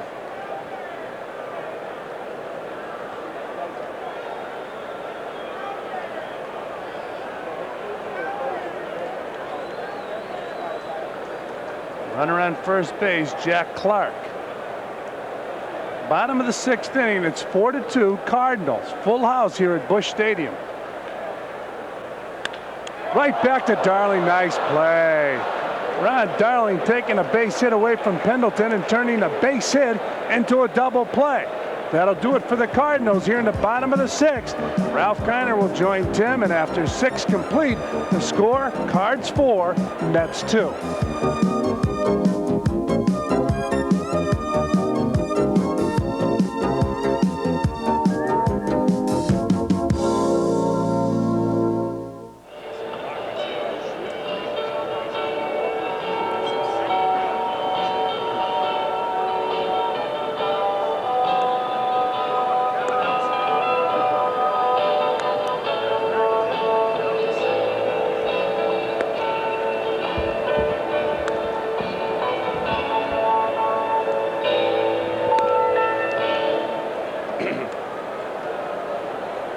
Yes, Bill. Sure. All right.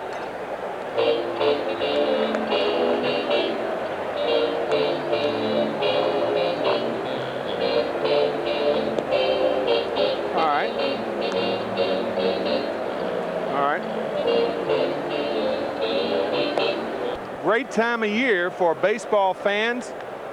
250,000 people visit the Hall of Fame every year, and it is a delightful place. Several other museums there. A charming little town, headwaters of the Susquehanna River. Tim Tuffle leads it off. The Mets trailing 4-2. The Mets have out hit the Cardinals 7-6, but they trail 2-0 to Tuffle.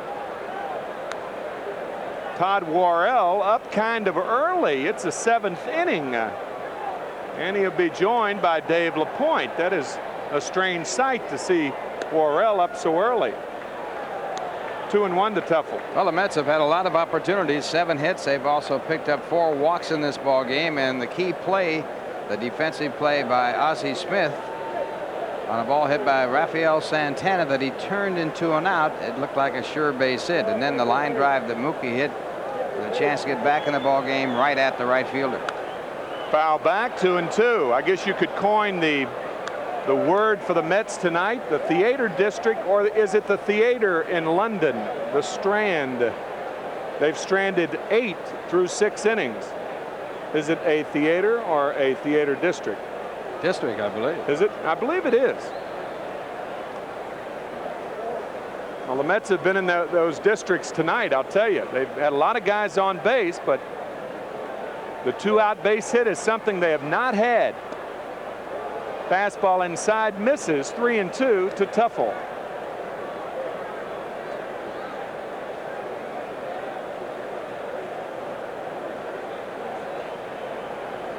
Hernandez on deck.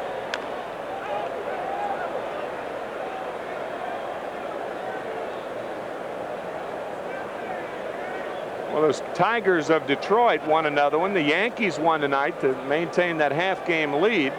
Toronto also a winner. That American League East really heating up.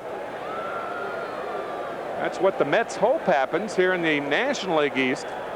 Cardinals 6 games ahead of Montreal, actually 6.5, with Montreal's loss to the Cubs today. As Tuffle draws a walk, it's the 4th walk issued by Magrane. First baseman Keith Hernandez. Now maybe Worrell is up because of the off day yesterday the Cardinals had, or if Magrane gets in trouble, Herzog may use him to get out of this inning and then pinch hit for him in the bottom of the 7th and then bring in a guy like Ken Daly. He's got the right-hand batters coming up. McReynolds, Carter to name 2, and those are the guys that Worrell appears to be getting ready for. Hernandez 1 for 1 on the night, 2 walks and a single, and he scored a run in the 3rd. 1-0 to Hernandez.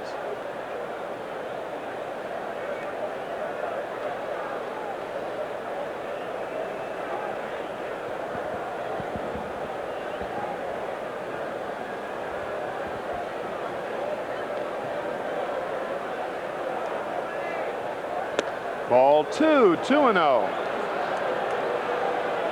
Another score in the, as Mike Rourke and Tony Pena visit the mound. Another score in the National League tonight of interest. The Philadelphia Phillies beat the Pittsburgh Pirates 5-2. Shane Raleigh the winner, Rick Russell the loser. And I understand that the big rumor now going around is that Rick Russell possibly will be traded to the Cincinnati Reds with a player, or a player to be named later, for Kurt Stillwell and another young player from Cincinnati. The Pirates need a shortstop for the future. The Reds need a pitcher for this year. Russell leading in the National League in earned run average at 2.19. Did get hit hard in the ball game today. He lost 5-0.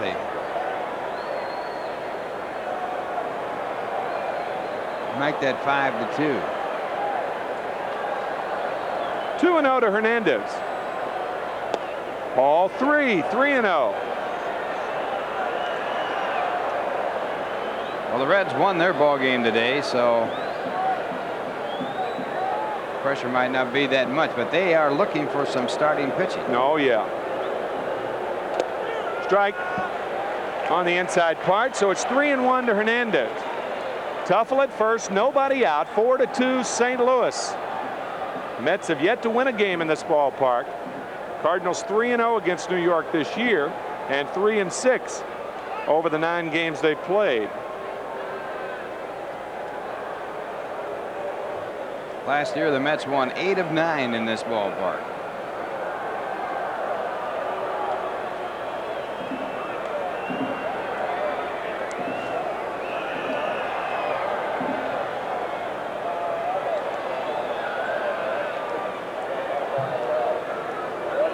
Line the foul. Hernandez guessing fastball in. He got it and pulled it foul. 3-2. He was really sitting on that fastball on that 3-1 pitch. And he was out in front of it. Watch him just muscle up here. He's going for everything.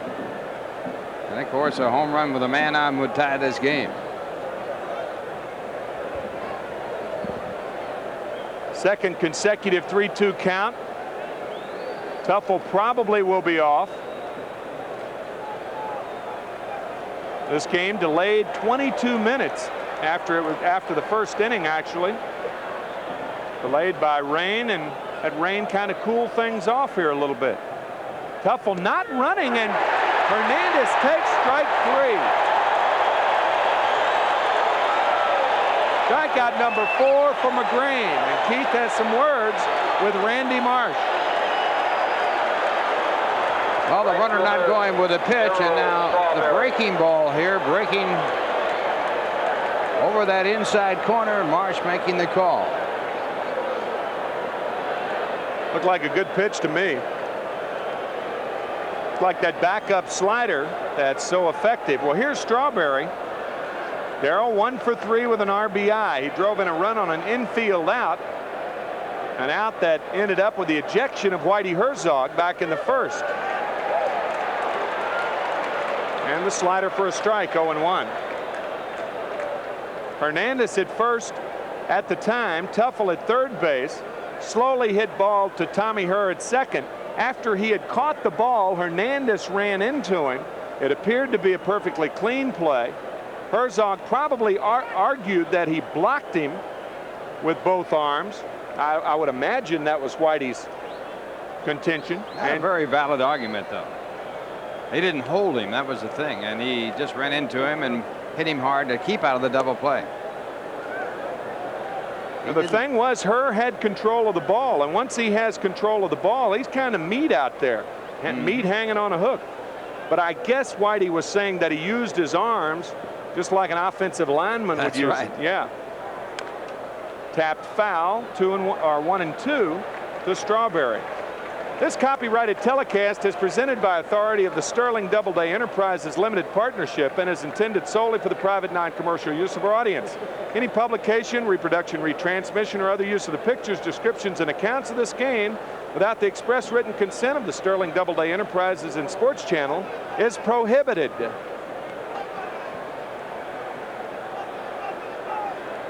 By Pena again. Pena really having a tough time. That's the second wild pitch tonight and the 5th of the year for Magrane. And right here, this is a breaking ball down the dirt. Again, Pena did not shift over in front of it. Might not have been able to. He has a habit of playing the ball off to the side. That's a 30th wild pitch for the Cardinals of the year. The Giants lead, and that's no secret. The Giants lead the league in wild pitches with 44. That split finger fastball. Jammed again. Strawberry to Jack Clark. Strawberry jammed the first time up. So Joe Magrane pitching Strawberry and Hernandez rather effectively. And here's that play we were talking about in the first inning. Well, the Mets get a run in this play. Hernandez the runner at first. Strawberry jammed, hit right on the trademark, and the ball fielded by Herr. Once he has the ball, then he's fair game. And Hernandez, by delaying the throw, running into him, gets the Mets a run. And now we're going to have a pitching change with the right-hand batters coming up, McReynolds and Carter. Whitey Herzog anticipating this at the beginning of the inning, had Todd Worrell warming up. Red Shane. Swing and a miss, or a swing and foul back by Kevin McReynolds. Kevin 1 for 3 on the night. You mentioned the 21 saves. It is amazing. Worrell, in his second full year with the Cardinals, he was the Rookie of the Year last year. Second full year, and he is third on the Card list for saves, only 2 behind Lindy McDaniel. He has 62 saves. Really remarkable. Another good swing, but he fouls it back. 0-2 to McReynolds. Cardinals had a fine relief pitcher in the 40s and probably early 50s in Ted Wilkes, a right-hander who did quite a job for the Cardinals in those days.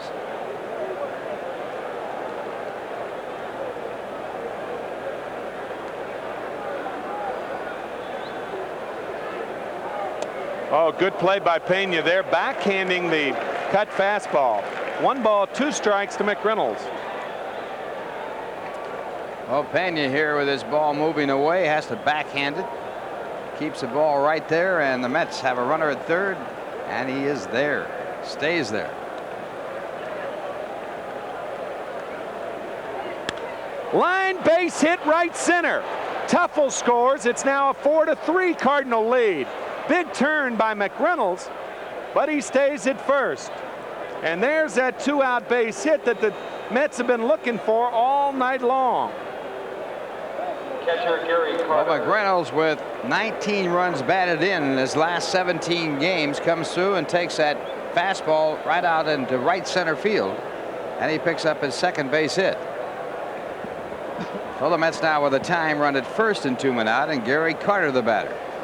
Carter 1 for 3 on the night. He's an RBI double in the 3rd inning.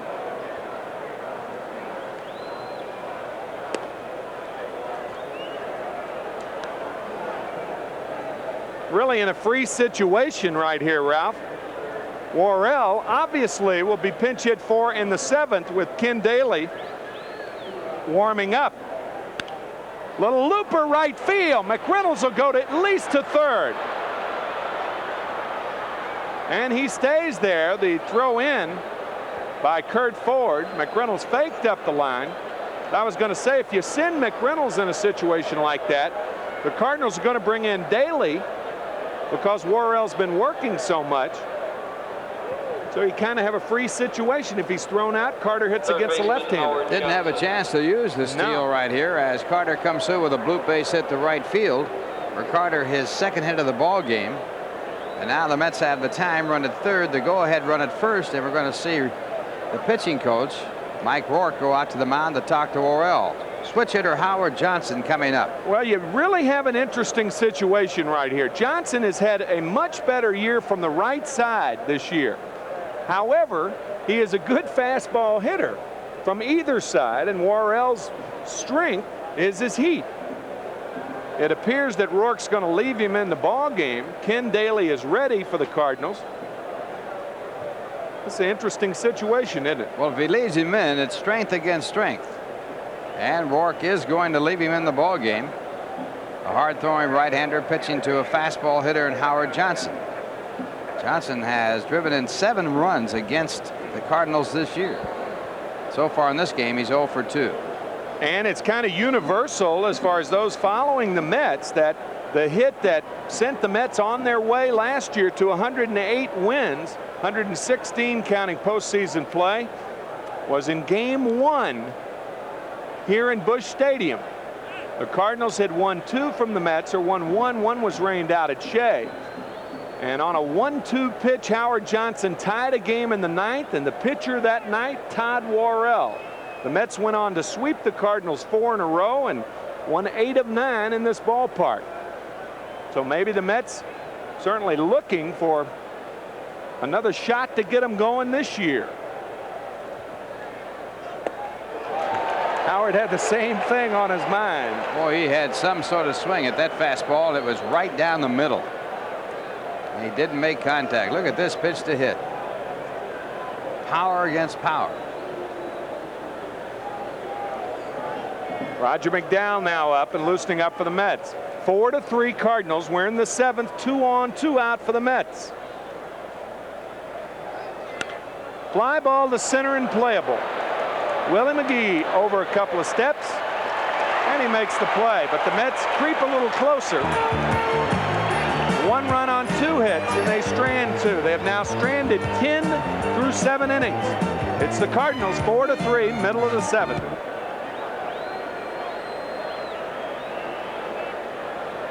That could change if the Cardinals get the first 2 runners on and the first pitch to Ford is outside. 1-0. Kurt on the evening, he singled in a run.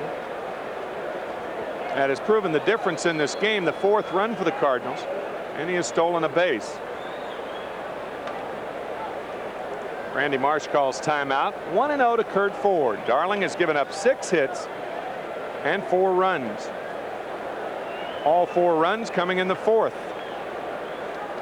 Our favorite pal Fred Bird roaming around, spreading good cheer throughout the stands.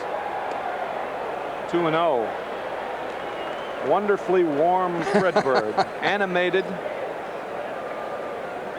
Kids love him. Kids and adults alike, huh? There's a strike, 2-1. Biggest crowd of the year here, 52,131. Fly ball left field and an easy play for McReynolds, who's back a couple of steps and hauls it in. 1 away here in the 7th with the Cardinals up 4-3 and the batter Tony Pena. Catcher Tony Pena. I guess one of the most disturbing things about the Mets season, among other frustrating things, Ralph, is that they have lost 5 games when they've taken the lead into the 9th inning. Only the San Francisco Giants and all of baseball have lost as many. And the Cardinals have not lost 1 game where they've had the lead after 8. They are 48-0. Fastball for a strike to Tony. Pena is 1 for 2 on the night. If you remember back in 1985, before Todd Worrell worked to the Kansas City Royals Jorge Orta in the 9th inning, strike 2 to Pena, of Game 6 of the World Series, the Cardinals were 93-0 when taking the lead into the 9th inning, and Kansas City came back and scored 2 and then blew them out in Game 7, 11-0. And Tony Pena blown away with the split finger. And there are 2 outs, and Todd Worrell, sure enough, will hit for himself. Strikeout number 3 for Darling.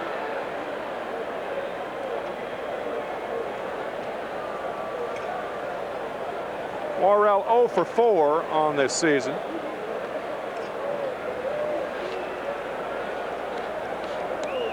Ball 1. Todd from Arcadia, California. Right near Alhambra, isn't it? Your old stomping grounds? Not too far away. And of course, Arcadia is close to Azusa, and that's where Jack Clark comes from. Grew up there. Actually from New Brighton, Pennsylvania, but he grew up in Southern California. Azusa named very it's a strange name. Never heard of it. Everything from A to Z in the USA. Azusa. It's right next to Cucamonga. Are you are you speaking from experience that everything is there from A to Z? Well, that's what the Chamber of Commerce says. Of course, New York City, get everything there from a toothpick to an elephant 24 hours a day, right? That's right. Jack Benny used to have a lot of fun with Cucamonga. Some of those little cities at that time, little cities, right in the LA metropolitan area. Line drive and the first hit of the year for Worrell.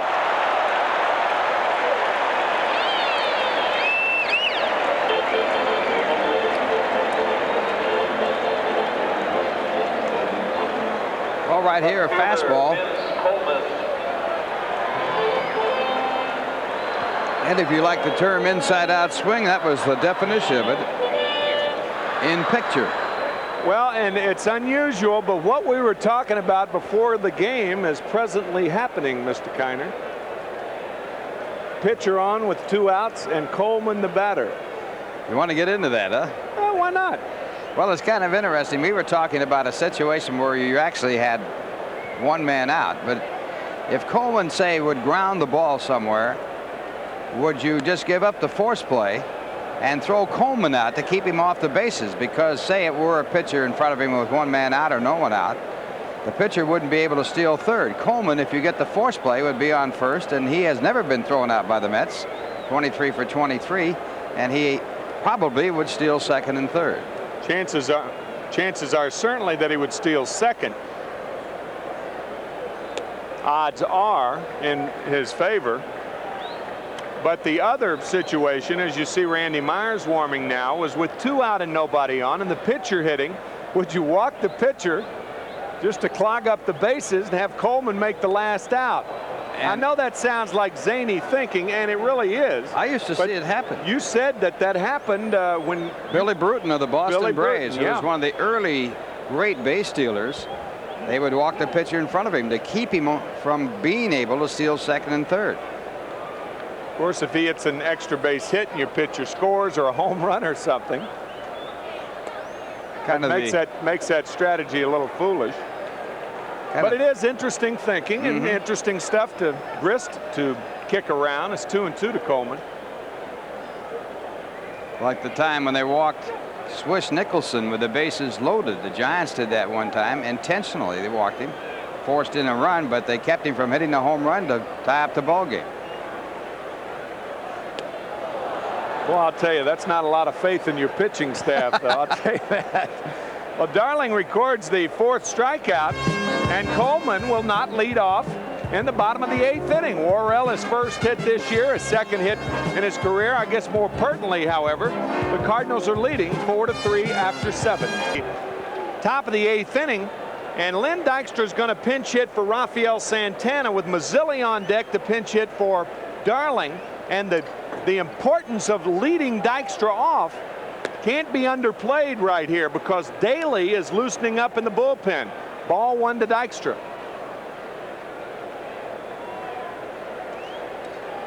Roger McDowell in the bullpen for the Mets. You know, if, for instance, you lead Mazzilli off and then hit Dykstra, Daly's more likely to come in to face Dykstra, and you might lose him. This way you got a cinch of having the right-hander pitch to the left-hand batter, and of course Mazzilli is switch hitter. And it's 2-0 to Dykstra. So a good move by Davy Johnson, having Dykstra leading off and Mazzilli batting second. A small point, but it could be a big one. Strike 1.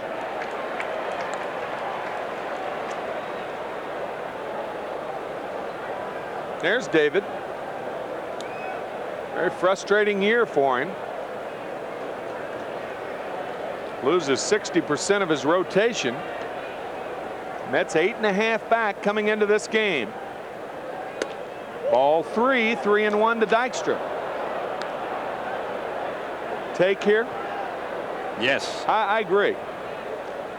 Have to try and get on base here. Representing the time run at the plate.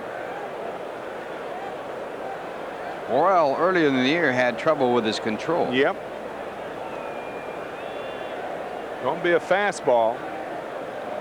And he's taking, and he takes a strike. But now Worrell's got to do it again. And you know it's going to be the same pitch. Nothing tricky here.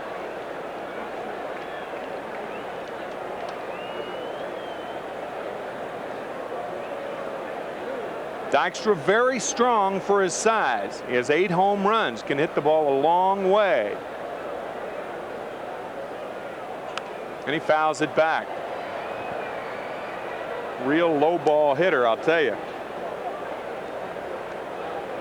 He does have outstanding power for his size. Very quick hands.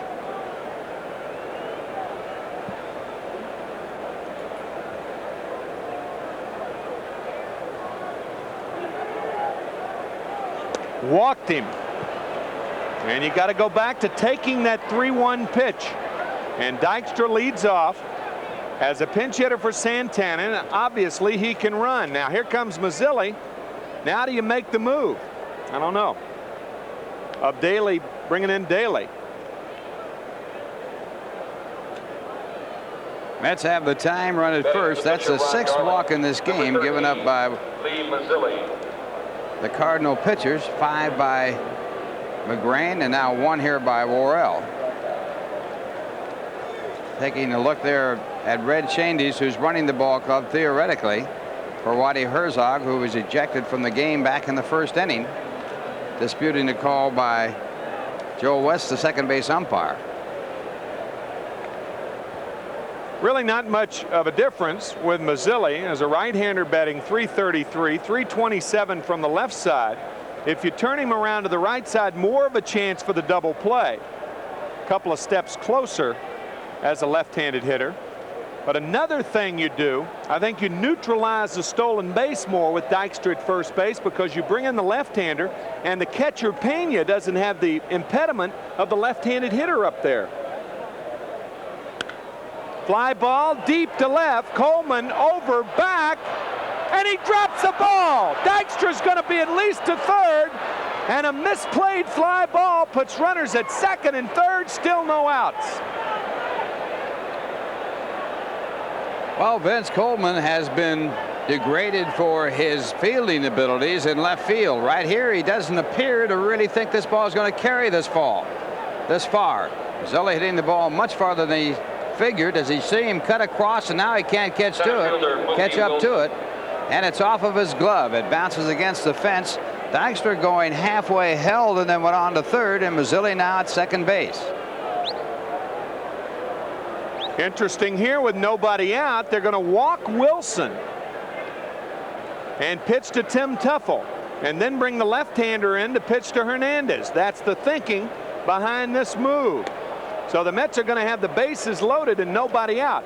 Ralph, I didn't have a lot of experience in the outfield, played several games, but I mean, shagging will teach you before a ball game that a left-hander hitting a ball, if you go too far to your left, then that's going to turn you around, because the left-hander's ball coming to left field is going to always tail back where you were, right? That is correct.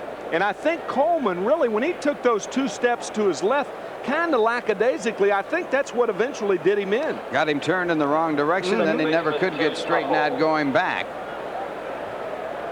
And that was scored as a 2-base error on Coleman. Here's the play again. You saw the steps going laterally towards center field, and then he goes back.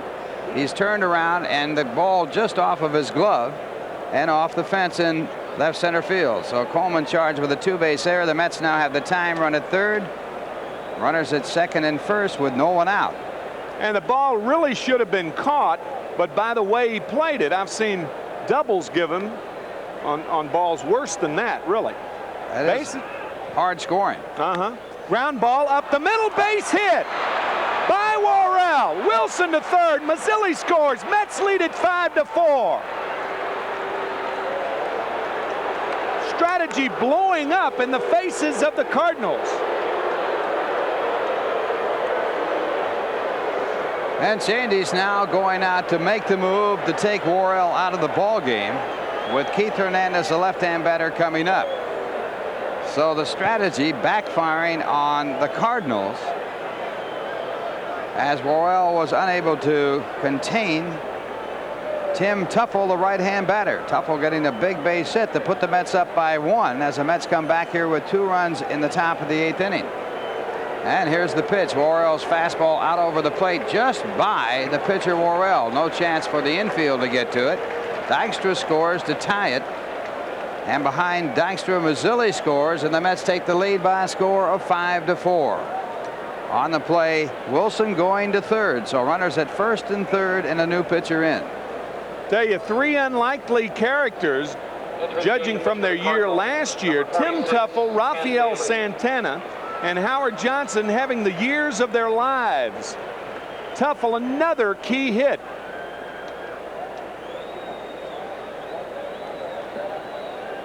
So the new pitcher coming in.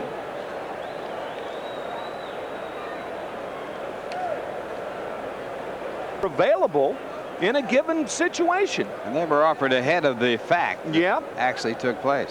Certainly try to do that, as the infield really is in now. The Cardinals have the option. Speaking of options, as you look at Roger McDowell, it'll be up to Roger to hold it. We're in the top of the 8th, 5-4, still nobody out, 2 on, and the Cardinals, with the option of coming home to cut down Wilson, are going for the double play. Hernandez 1 for 2. He's been on base 3 times. 1-1 to Keith Hernandez.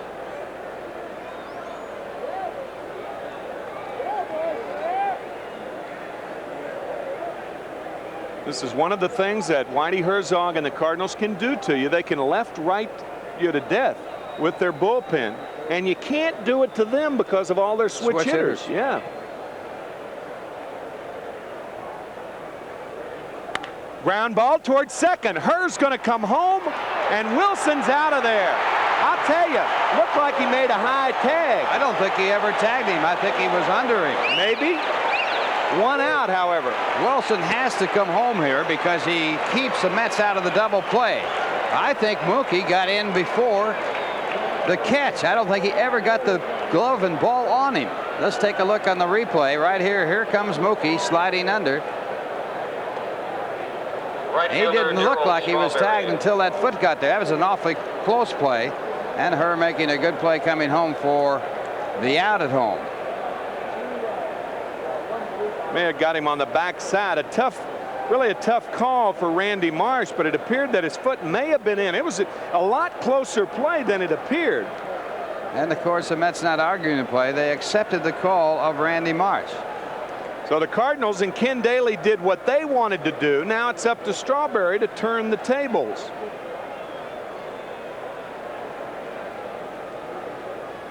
Darrell 1 for 4 and an RBI, and the curveball is low.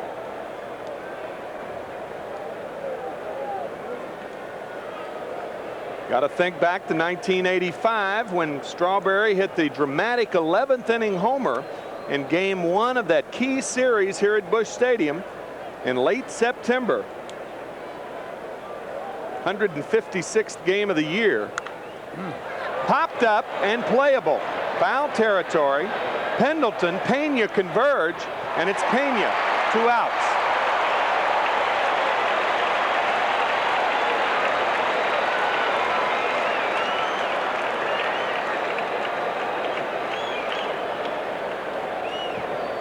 Well, this ball is sky high. Left fielder Kevin McReynolds. But Pena able to find it and handle it, making the play. That's what the Mets will be if they win this ball game. Sky high. McReynolds the batter, a key hit in the 7th inning. This game filled with more strategy than a war table. That's no doubt about Dr. Strangelove. It's been a strange ball game. There have been some terrible plays made, some bad mental mistakes. 3 errors made by the Cardinals in the ball game, but it has been extremely exciting. Look at this play. It might be the strangest of them all.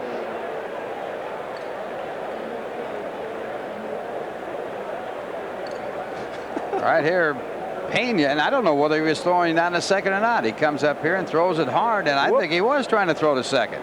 Got to tell Daly. Earlier, Pena Daly threw down to second and made an error on a walk to the batter with the runner going. No need for the throw.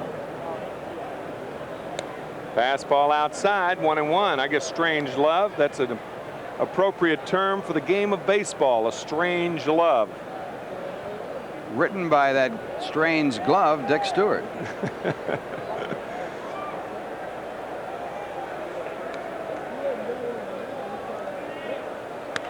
Line foul.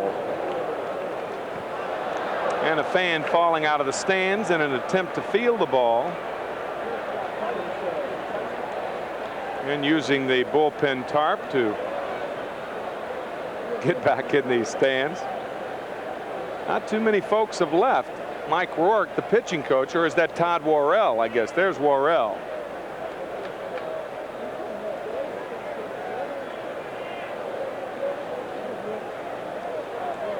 One ball, 2 strikes to McReynolds, 2 on and 2 out. Be a shot in the arm if Daly can get McReynolds out of there, and Pena wants to talk to him.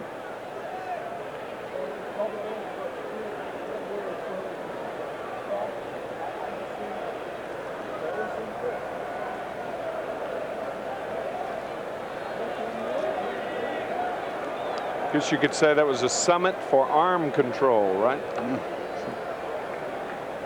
Doesn't it appear that there are a lot of meetings of catchers and pitchers this year? And what do you talk about when you go out there? Well, I don't know. I didn't go out there. I've already documented that. Gibson taught me that a long time ago. Fastball misses, 2-2. I always wondered when the Mets had Choo-Choo Coleman what he had to say when he went out to the pitcher's mound. His vocabulary is very limited. Well, the point is, when you go out there, you want to be heard. And if you don't go out there very often, when you do go out there, pitchers are inclined to think you may have something to talk about. That was my opinion. Line foul, so it's still 2-2 to Kevin. And if you go out there all the time, everybody in the ball club says, what's he doing out there now? Yeah, and pitchers are, you know, they're not that receptive. They say, oh no, here he comes again. Now what? Yeah.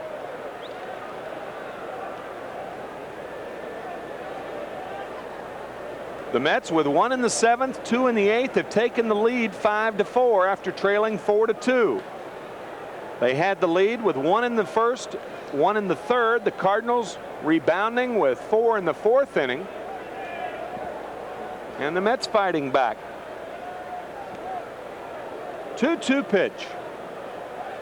Swing and a miss. He got him. And what a job by Ken Daly. He entered the game with runners at 1st and 3rd and nobody out, and got out of it with the Mets not scoring again. However, the league is hit over 300 against. McDowell and Orozco are 2 of them. A check swing liner by Smith. The other, Dave Needs of the Houston Astros. McDowell with 2 straights actually in his last 8 appearances. He has 4 saves, so he's pitched well of late. A foul ball.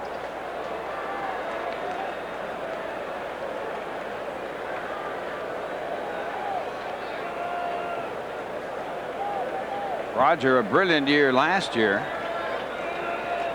and then missing the early part of the year on the DL. Slider just missed. Carter wanted it.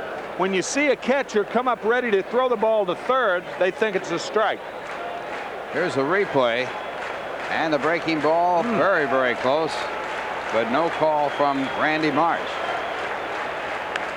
Breaking ball hit sharply. Good play. Tuffle and Ozzie Smith. If you remember that play, they're with 1 out, so we'll try to have a report on Ozzie Smith as Hurd takes the fastball high. In this ballpark in 1967, Clemente hit Bob Gibson with a sharp 1-hopper. He pitched 5 more pitches in the game and then collapsed. He had a broken leg. That's right. A lot of people think that it may have just been cracked, not as severe, but by coming down on it, it was his left leg. By coming down on it, that may have done more damage. I'm not a doctor, so I don't know whether that's true or not. But if that is true, the same thing could apply to Ozzie Smith tonight. Strike 1 to her. 2-1. Bob Gibson also had his leg broken when he was hitting in batting practice and got his spikes caught. Yep. 1962. It was his right ankle.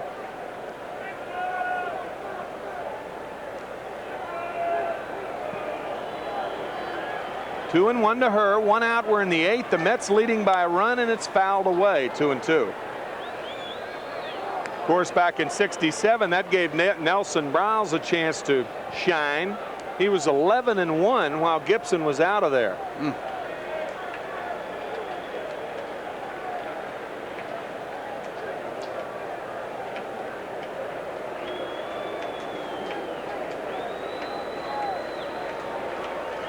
A key out in this ball game because the boogeyman's on deck. Jack Clark.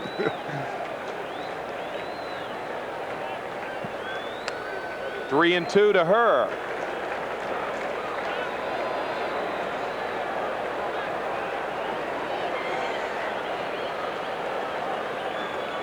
Jack Clark's had a year that would make pitchers wake up in the middle of the night screaming. Cold sweats. He has really been tough. And we're not even into August yet. Off the finger of Carter. Oh boy, you hate to see that with with nobody on. Gary a little careless there.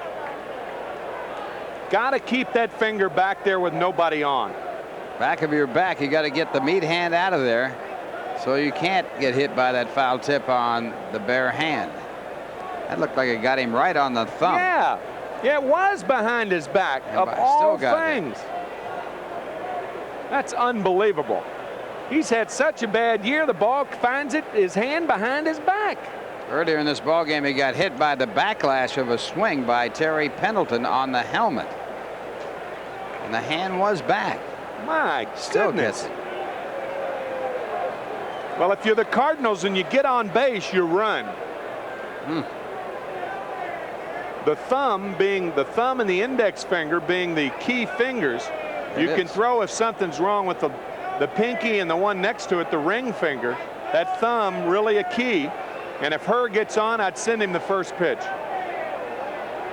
It got that knuckle on that thumb, it appears, as Bob Sykes works him over.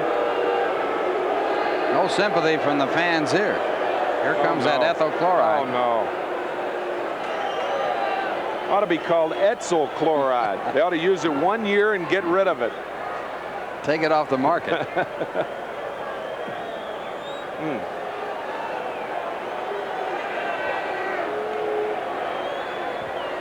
Gary trying to make sure.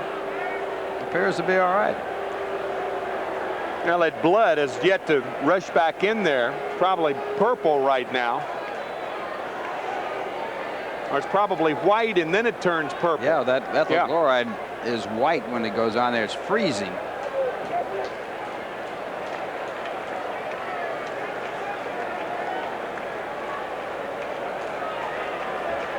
You know, I have a feeling that if you don't lead a good life and you die before you've repented, that's what happens for eternity. Ethyl chloride. Boy. Fastball misses and just misses, and we'll see if Red Shandy's almost behind second base and Hernandez holding her. Fastball is low. Attempts. Not running the fastball outside. 2-0 to Clark. Willie McGee on deck. Tapper toward third. Johnson. Tuffle. Back to first, and he overthrows first base. Tommy Herr really went in cleanly and hard to nail Tim Tuffle. 2 outs, however. Wow. Ball going out of play, so it's a... Who is 0 for 3 on the night. Slider tapped towards short. Amon to Hernandez. Boy, we got a dandy on our hands tonight. Here. And he fouls it back. That doesn't do much for the batting average. No. Although you can keep the thumb off of there, keep it sticking up. Little looper to left field. Coleman over and in, and it bounces high. Carter's going to try for 2. Safe at second. Good base running by Gary Carter, and he's there with nobody out.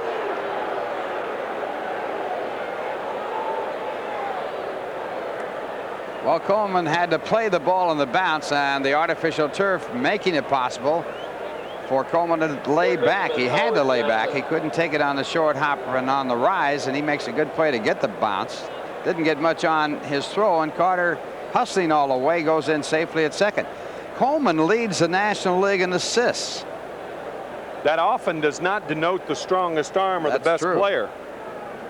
Even though in Glenn Wilson's case, the last couple of years it has indicated, because Glenn is the finest right fielder in this league. And whenever a left fielder leads in assists, you know he hasn't got a good arm. That's right.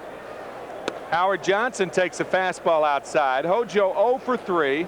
He has flied to center twice, struck out and walked.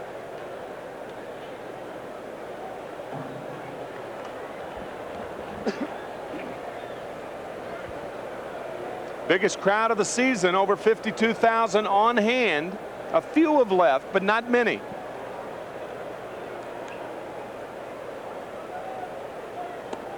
Fastball just misses. 2-0.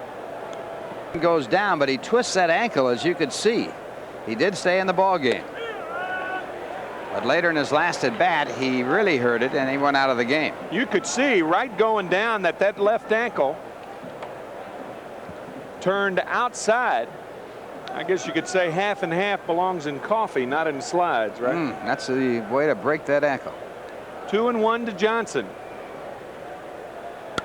Line, base hit, left field. Coleman playing back on the ball. Carter's going to score as Oquendo, the cutoff man, fails to make the play. It's 6-4 New York.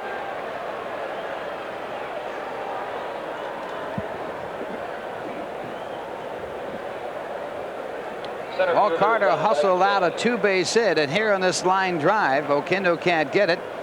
Coleman comes over to cut it off, and Carter being waved in by Sammy Palazzo, and Oquendo does not throw home.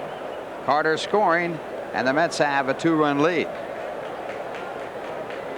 So now I would imagine Dykstra will be up there to bunt against the left-hander. Daly with nobody out.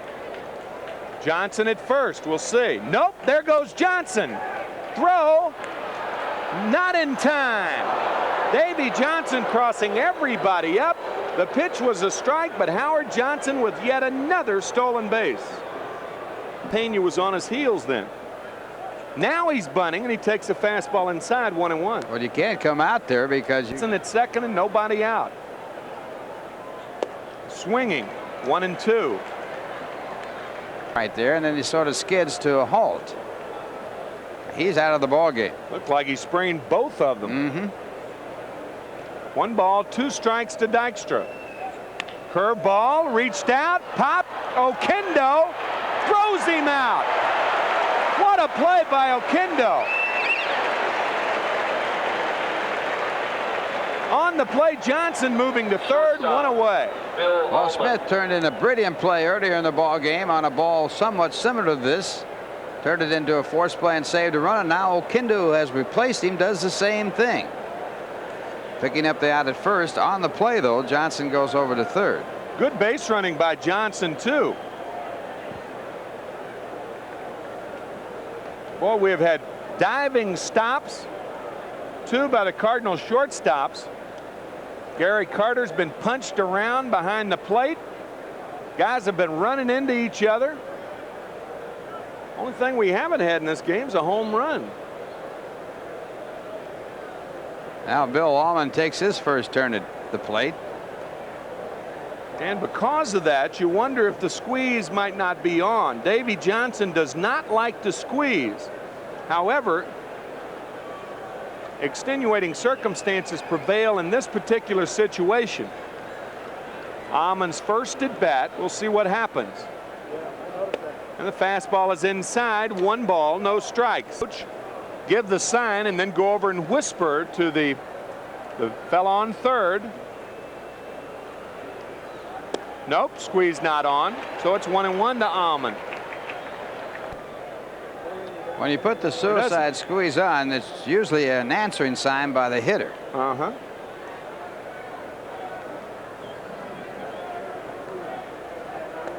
Curveball is low, 2-1. The one thing you don't.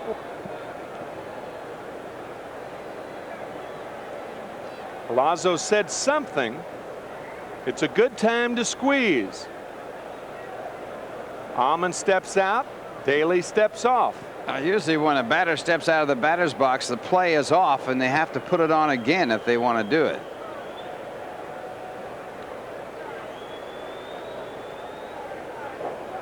And the fastball is outside, 3-1.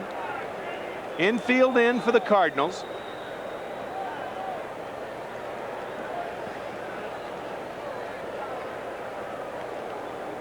Palazzo looking very nonchalant. Sometimes a third base coach can look too nonchalant when something's on.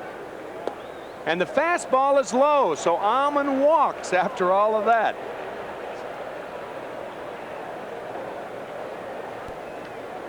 Runners at first and third and 1 out. Mookie 1 for 4 on the night, and he fouls it back. I don't want to sound like Bo Jackson's remark. Did you read that remark about his strikeouts? He said people make too big a thing about my strikeouts. He said they don't make nearly that much noise when somebody in football drops a ball. I tell you, if you drop it 125 times before August, people make things out of it. He was on a record-breaking pace of about 200 strikeouts. Another one fouled back, 0-2. Yeah, you don't get many chances to drop it 200 times, do you? The starter, Darling, the starter, out of there. However, Darling with a chance to win it. Tight fastball, 1-2. Monumental odds against anything on here. Curveball tapped foul. Cardinals have 20 home runs and 20 stolen bases in the season. Strawberry and Agee, the other two. Fouled away, still 1-2.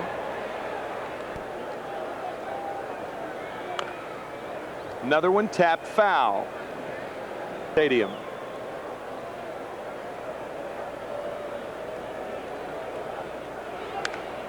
Fouled away again.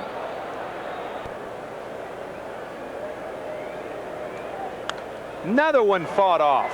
Still 1-2 to Wilson. He's hit in the 8th inning.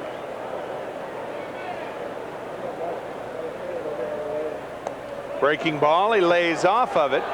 The appeal, and the appeal at first base, Paul Runge says he went around. So Wilson is out of there.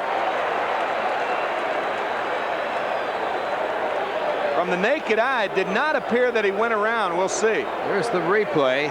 Mookie starts his swing. No. Really didn't break his wrist. Nope, not then. Technically, you have to break your wrist no matter how far that bat goes. If you go around, keep your wrist back, and they don't break, it is not a swing. Howard Johnson out there to complain. I'll tell you, most replays show on check swings that he went around, and that replay did not show that he went around. Trying to be objective as we can, and this does not look like he went around. Right here he starts it, but his wrists don't go through. He keeps the bat back. The wrist never did break. No, sir. Nope. And Bill Robinson was just run out of the ball game. Well, that was a quick run. What did he say? Whatever he said to Paul Runge was the magic word. Robinson ejected from the game, so now Whitey Herzog and Bill Robinson ejected in this game. Herzog in the first.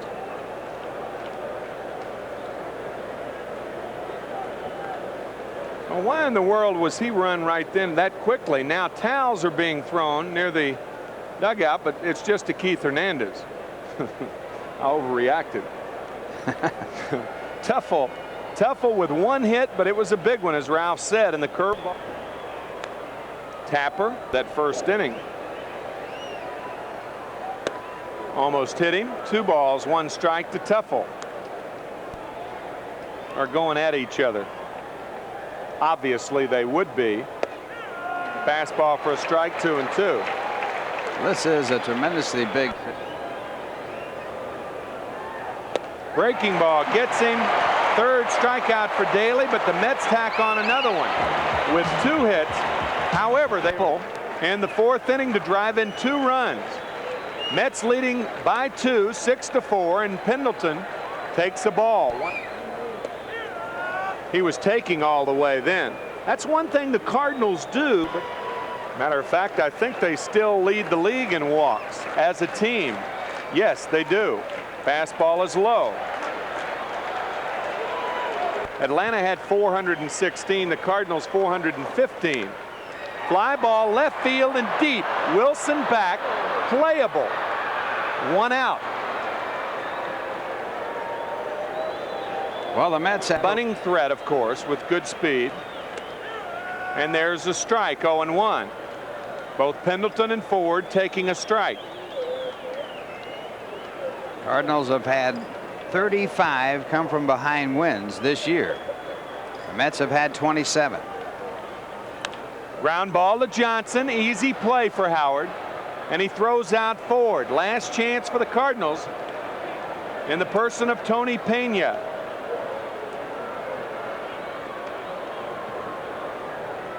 Expect out of these 2 teams. Very physical confrontation between both clubs. And another strike to Pena, taking all the way, 0-1.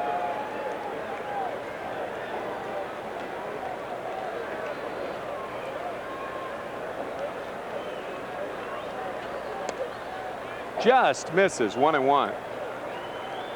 Hope you've enjoyed tonight's telecast. Tim McCarver along with Ralph Kiner and Fran Healy, and Franny down in the Mets dugout, or near the Mets dugout.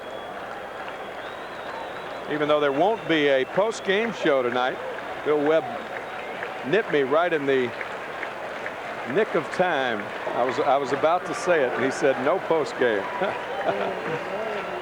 We'll have updates from Lee Zeidman, however, in our studio, and it should do it. And it does. Roger McDowell with another save, his 14th of the year. That ties him with Orozco.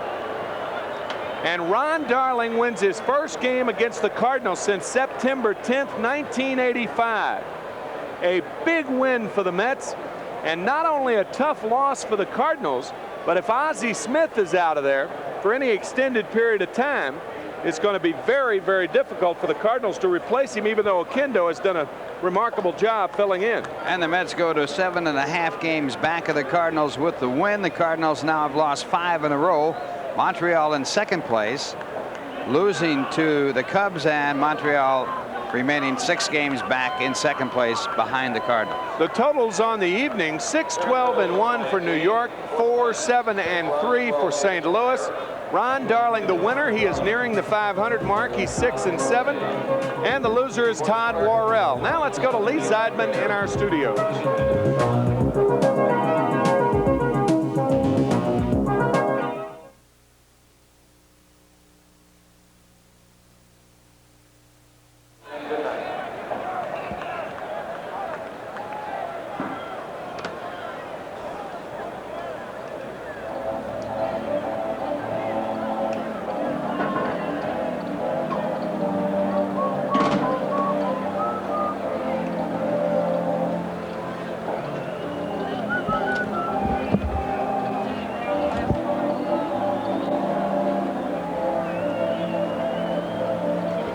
Yeah, we on camera? Oh, all right.